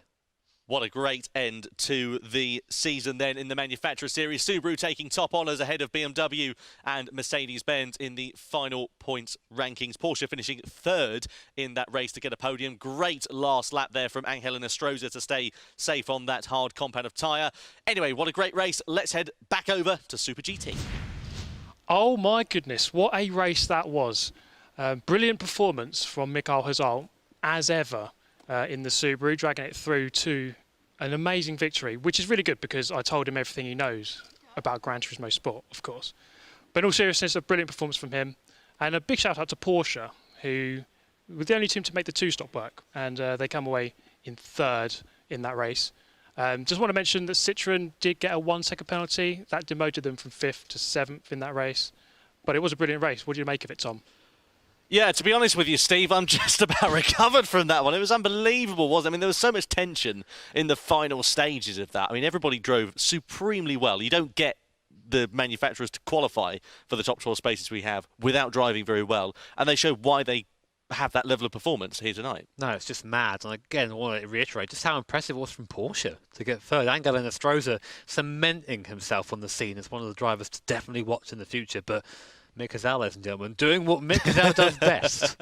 Yeah, I'm really excited to see where the future lies for Mikael Hazal. Is he going to stay with his allegiances with Subaru? I wonder if another manufacturer or another driver is going to come along and try and snap him up. Let's see what's happened in that final race, though. Some highlights from it. So BMW qualified on pole position. They led the way down towards the first corner, but in the early stages of the race, Mercedes versus BMW went toe-to-toe as the different strategies began to play out. You see this late lunge from Mikael Hazal? Look at that. Did you see that? Because I don't think Koke Mizuno in the Citroen did. No, I don't think he expected that at all, but that's exactly what you can expect from the 2019 Nations Cup champ, rounding outside of the Mazda on his way to chase down these guys. This is Igor Fraga overtaking Angel Stroza in the Porsche. That Honda, though, too bad on its tyres, unfortunately, didn't quite get things working, and it ended up with this. Both our champs coming together.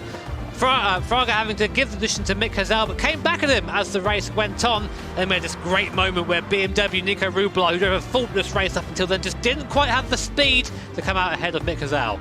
Mikael Hazal, though, coming over the line to take the win in the race and cementing Subaru's place at the top of the Manufacturers Series standings. Porsche coming home third on the road after a meteoric drive from Angel Stroza. But look at the delight on this man's face. Mikael Hazal, the Turkish driver, on top again in the 2020 FIA GT Championships. Guys, we're champions. Yeah. Can't believe it, man. I have to say thank you for being my teammates. Like as I said, without you it wasn't possible. It wasn't possible without you guys. And I wanted to say thank you very much for driving for Subaru. Proud of Boxer, yo! I just can't believe I won something. That's incredible. Oh my gosh. Final results, as you can see on your screen: Mikael Hazal, Nicolas Rublar and Angel Stroza finished first, second and third for Subaru, BMW and Porsche. Igor Fraga there in fourth place ahead of Mercedes, Mazda, Citroen, Ford, Volkswagen, Toyota, Audi and Lamborghini. Those are the grand final race results. Tell you what, Mercedes-Benz just about did enough to stay on the podium there. Third place for them, but there it is, our point standings. Team Subaru are the manufacturers' champions from BMW. 5 points in the end separate first and second. Honda there, fourth place of that awesome last race. And again, Team Porsche putting themselves all the way up to fifth on 21 points of that third in our final. Yeah, that really counted for a lot, considering they had no points at the end of that first race there. That disaster of a race one from Matt Simmons. I mean, they really turned things around right at the end. The Matt Simmons handbrake turn. Don't try it at home. No. Don't work well. Not recommended. Not recommended. Anyway, enough talking about the drivers. I think we should probably talk to the drivers. Julia Hardy is with the winning Subaru team. Wow, that was some incredible racing there. There were literally shouts all through the studio as that was getting to the climactic end moment. What a fantastic way to end the Manufacturer Series race. And joining me now, we thought, you know, after all of this conjecture and us kind of figuring out what we think was really going on during that race, let's find it all out from the horse's mouth as we have the winners of the Manufacturer Series. It's the guys from Team Subaru. Guys, how are you doing? Pretty good. Going really good right now. Good. Okay. All right. I'm going to start off with Danny with a question for you. So you have now managed to conjure Subaru and shove it into the Manufacturer Series and come back with a win. How happy are you with that right now? I mean, I was in tears when the race was finished, but I mean, I couldn't be any happier. I mean, going into this, like, I knew that I had one of the weakest cars for the first race, so I was stressing like the whole time, like, you know, just telling myself I'm probably only going to be able to get 10th at best if I do my very best, and I just have to hope for everything else to go well. But it looks like, even though some things didn't go so well for other people, it seemed like I did some stuff well myself. So I'm really happy that I was able to keep up a good performance for once. Yeah, well, it obviously went well, you know, it's all good result in the end. So, Takuma, as obviously the master strategist, and I assume the master strategist behind Subaru's win, how did you do it? How did you beat the other teams? ですね、戦略マスターって言われてますけど、本当今回に関してはもう自分の力というよりも本当にダニエルとミックの2人がいろいろ作戦を考えてくれたり、もう自分の力だけじゃ本当にないので、本当みんなで掴んだ勝利かなっていうふうに思います。Absolutely, absolutely. Well, you've all done really well. And Mick, I have to say, we all in the studio here, and I'm sure everyone at home, was a little bit excited about the fact that you were going up against Igor. We were just, all of us, it was like all of our Gran Turismo dreams being realised. Was it intense for you? Because for us, we were just like on the edge of our seats. Not really, if I'm honest, because no.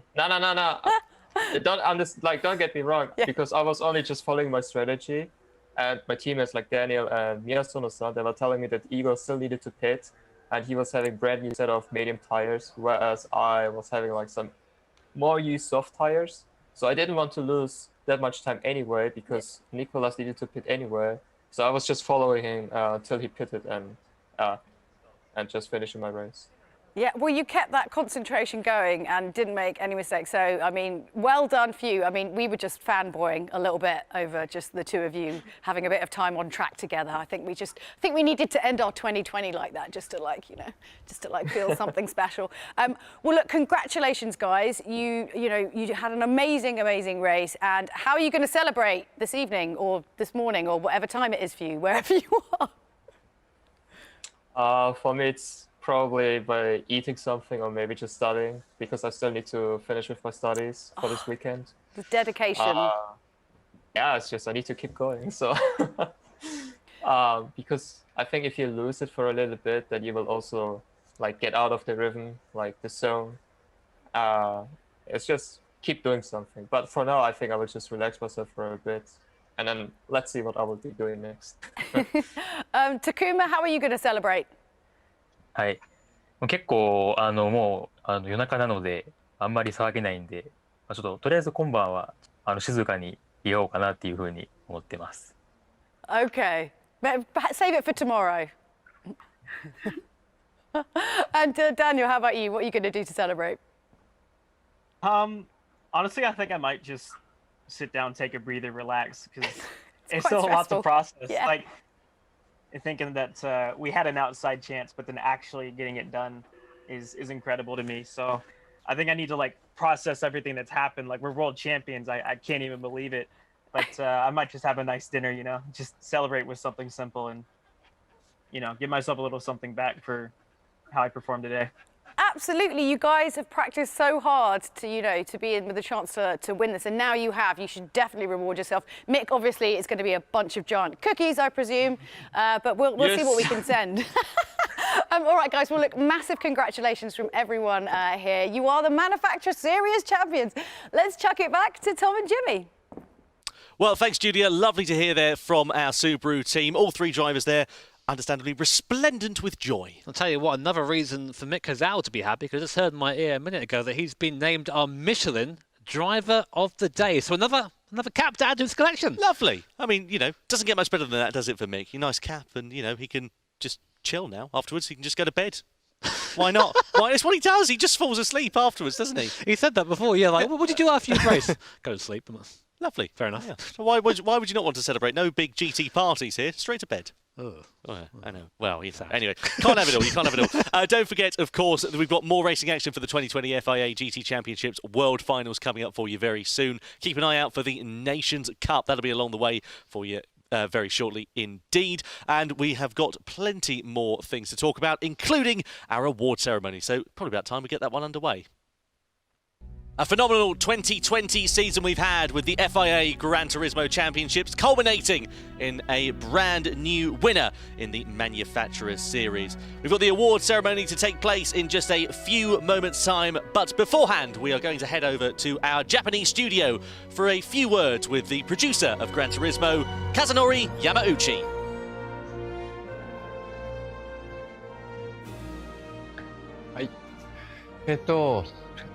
まずはチームスバル、それから BMW、そしてチームメルセデスの皆さん、本日は本当におめでとうございます。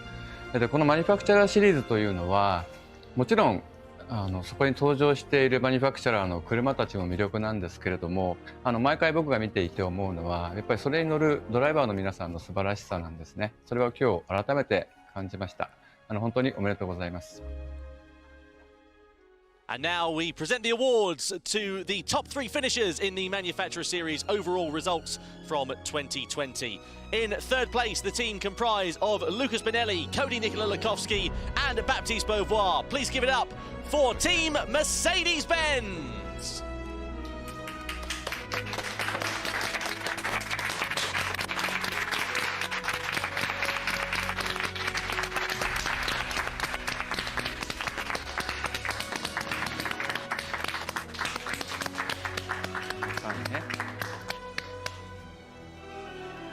In 2nd position, the team comprised of Koke Lopez, Randall Hayward and Nicholas Rubelar. It is Team BMW.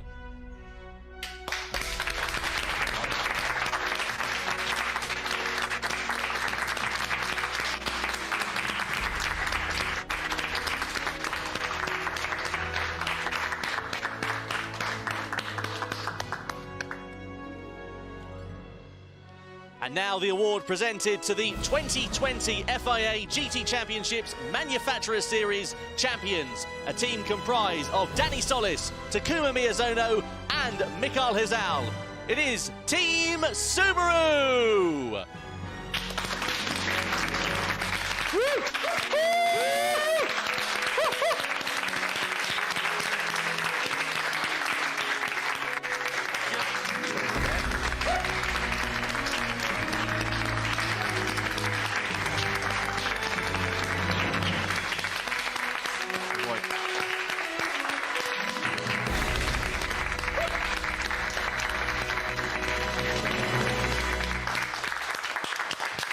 Now it is time for the national anthem of the winning manufacturer. The national anthem, please, of Japan.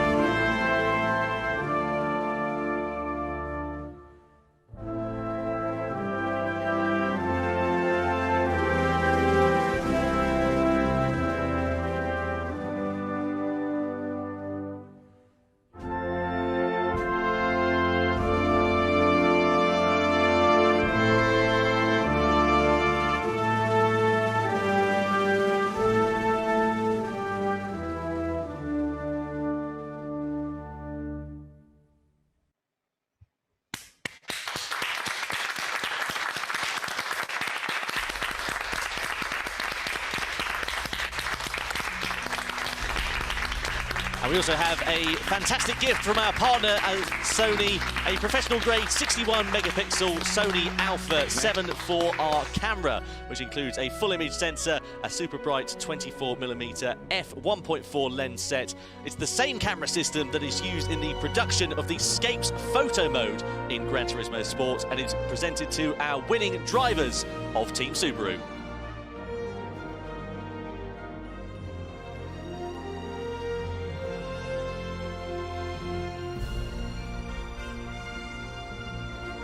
And before we conclude the awards ceremony here today for the Manufacturer Series, we're going to first head back over to our Japanese studio for a final word with producer Kazunori Yamauchi. はい、今日のレース、3つのレースありましたけれども、コースと車の組み合わせを考えるとね、必ずしもスバルの車が一番速かったわけではおそらくないと思うんですね。でもそんな中で、ダニエルと宮園君と、ミカエルの3人が、本当にその才能と能力を生かしきって、なんかこう奇跡のように掴んだ勝利だと思います。1年前にミカエル・ヒザルが、ネーションズカップのチャンピオンになった時に、来年はマニファクチャーシリーズのチャンピオンになるって言ったんですね。実際彼は今年、マニファクチャーシリーズにしか参戦していなかった。で、チャンピオンを取る、このトロフィーを取るって言って実際にそれを取るってやっぱすごいことですよね。だから今日の本当にスバルチームの皆さんのね力というのには感激をしました。皆さんおめでとうございます。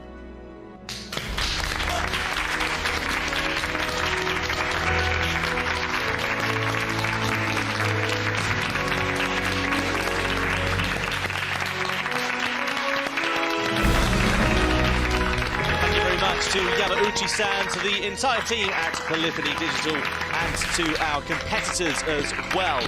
A fantastic conclusion to the 2020 FIA GT Championships for the Manufacturer Series, with Team Subaru claiming their inaugural crown here today.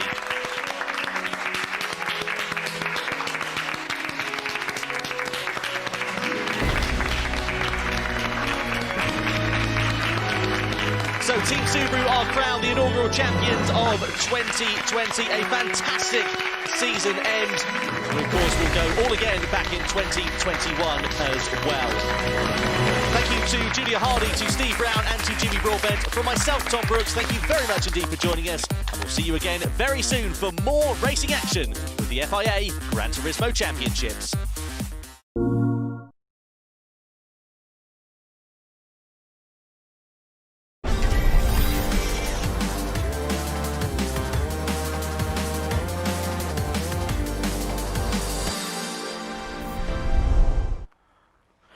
Hello and welcome to the Extra Lap. My name's Julia Hardy, and obviously if you have been enjoying today's racing, you'll know that there was actually far too much of it to cram into one show, which is why we create the Extra Lap, just so we can really start to pick apart everything that's just happened. So if you obviously watched the Manufacturer Series today, you know that there were some fierce battles out there on the track. And whilst we got the opportunity to speak to our new champions, yes, that's Team Subaru, at the end of the race, we didn't get a chance to talk to anyone who got into P3 and P2 either. So we thought we'd take this opportunity that Tom and Jimmy could actually have a chat and find out exactly what went down on the track today. Let's chuck it over to you guys.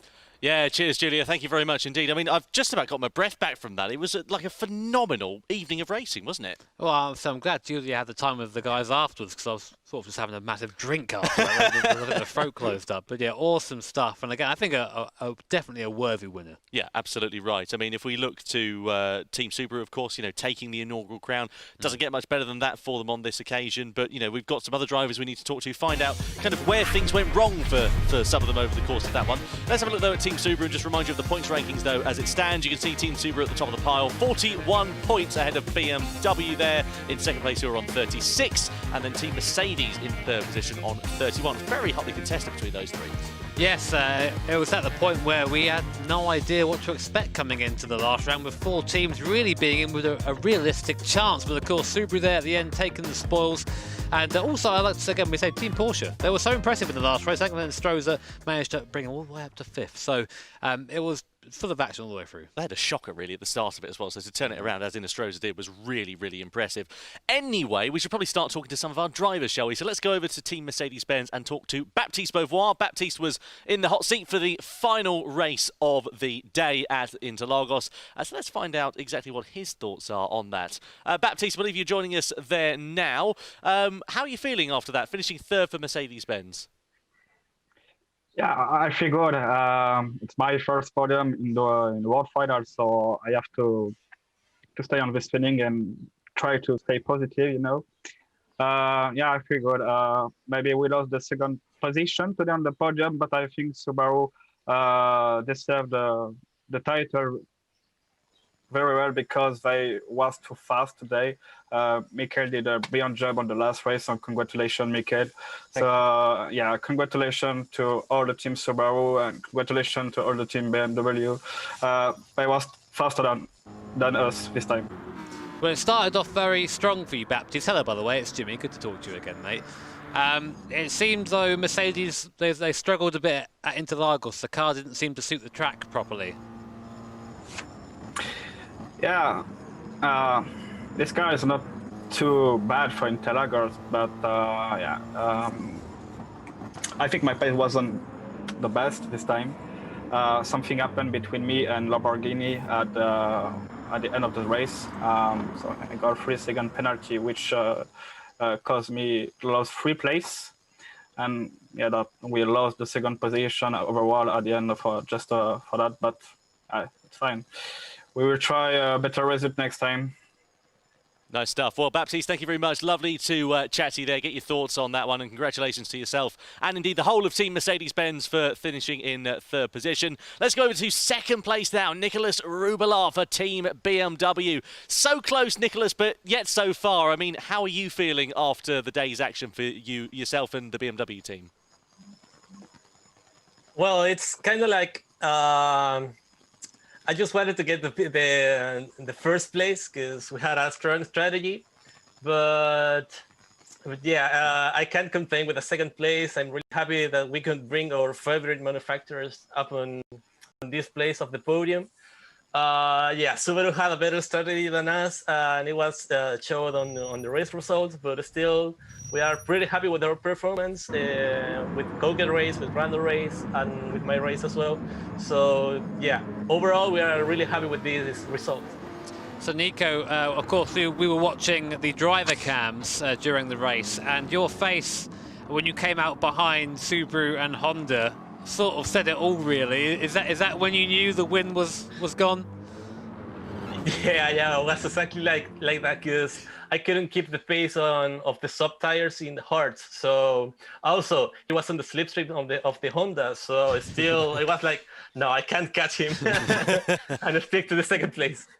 Well, nice one, Nicholas. Good to chat to you, mate. Thank you very much indeed for taking the time to catch up with us. Congratulations to yourself, to Randall, and to Koke as well. All of the BMW team did a great job. But now let's go over to the 2020 Manufacturer Series champions as well. Team Subaru, of course. Mikael Hazal is with us. Mick, I mean, how are you feeling after that, mate? Phenomenal drive at the end of it, but a great job from your teammates all day long as well. Yeah, first of all, I would like to give my thanks to my teammates Daniel Solis and Takuma Miyasono, because without them it wouldn't have been possible to basically win a Manufacturers Cup title. So because without them it wouldn't have been simply possible for us to achieve such an amazing result here. As for the final race, unfortunately I messed up my qualifying lap, especially on the last corner. But by starting at P5, we were also discussing about which strategy we should basically go with and also start with. And then, yeah, I think we chose the right strategy, and everything went well this evening. So I'm also truly, truly happy for the outcome of it. Well, you've firstly, hello, Mick. It's Jimmy. Good to talk to you again, mate. Hope you're doing well. It was very nice to see you and Igor back on track battling again. You've both been a little bit absent this year. Was it nice to be back racing against Igor again? Well, it was.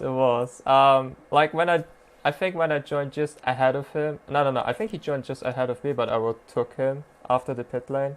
But then I realized that with him having the newer medium tires and me having, let's say, the worn soft tires, I realized that he was basically much faster with that. So I tried to basically let him by and use the slipstream to basically him pulling me away, because I also saw that Nicolas also needed to pit as well. So I didn't want to lose that much time, and I just followed Igor's slipstream. Well, Mick, congratulations to yourself and to Team Subaru. But that's not the only thing that you've won tonight, is it, Jimmy? No, Mick, you've also been given special on a Michelin Driver of the Day. I'm not sure how many caps that is for you. You've got a collection at the moment. So, yeah, I think that's a pretty decent return for you, mate. Well, I have to say thank you a lot. But in my opinion, it shouldn't just be me who should be giving the Driver of the Day, because my teammates like Daniel and Miyasono-san, they were also doing a fantastic job today. So I wished they could have basically got the same, let's say the Driver of the Day as well, because they also deserved it.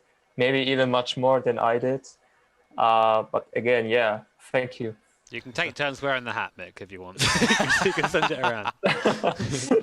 Goodness me. Well, congratulations, and thank you as well to Baptiste Beauvoir, to Nicholas Rubelar, and of course to Mikael Hazal as well. Congratulations to Team BMW, to Team Subaru, our Manufacturer Series 2020 champions, and of course to Team Mercedes-Benz there as well. What a brilliant way to end the Manufacturer Series for 2020. Thank you to Steve Brown, to Julia Hardy, to Jimmy Broadbent alongside me, and thank you from myself, Tom Brooks, as well. Thank you to you at home for watching, and we'll see you for more action to come in the 2020 FIA GT Championships very soon.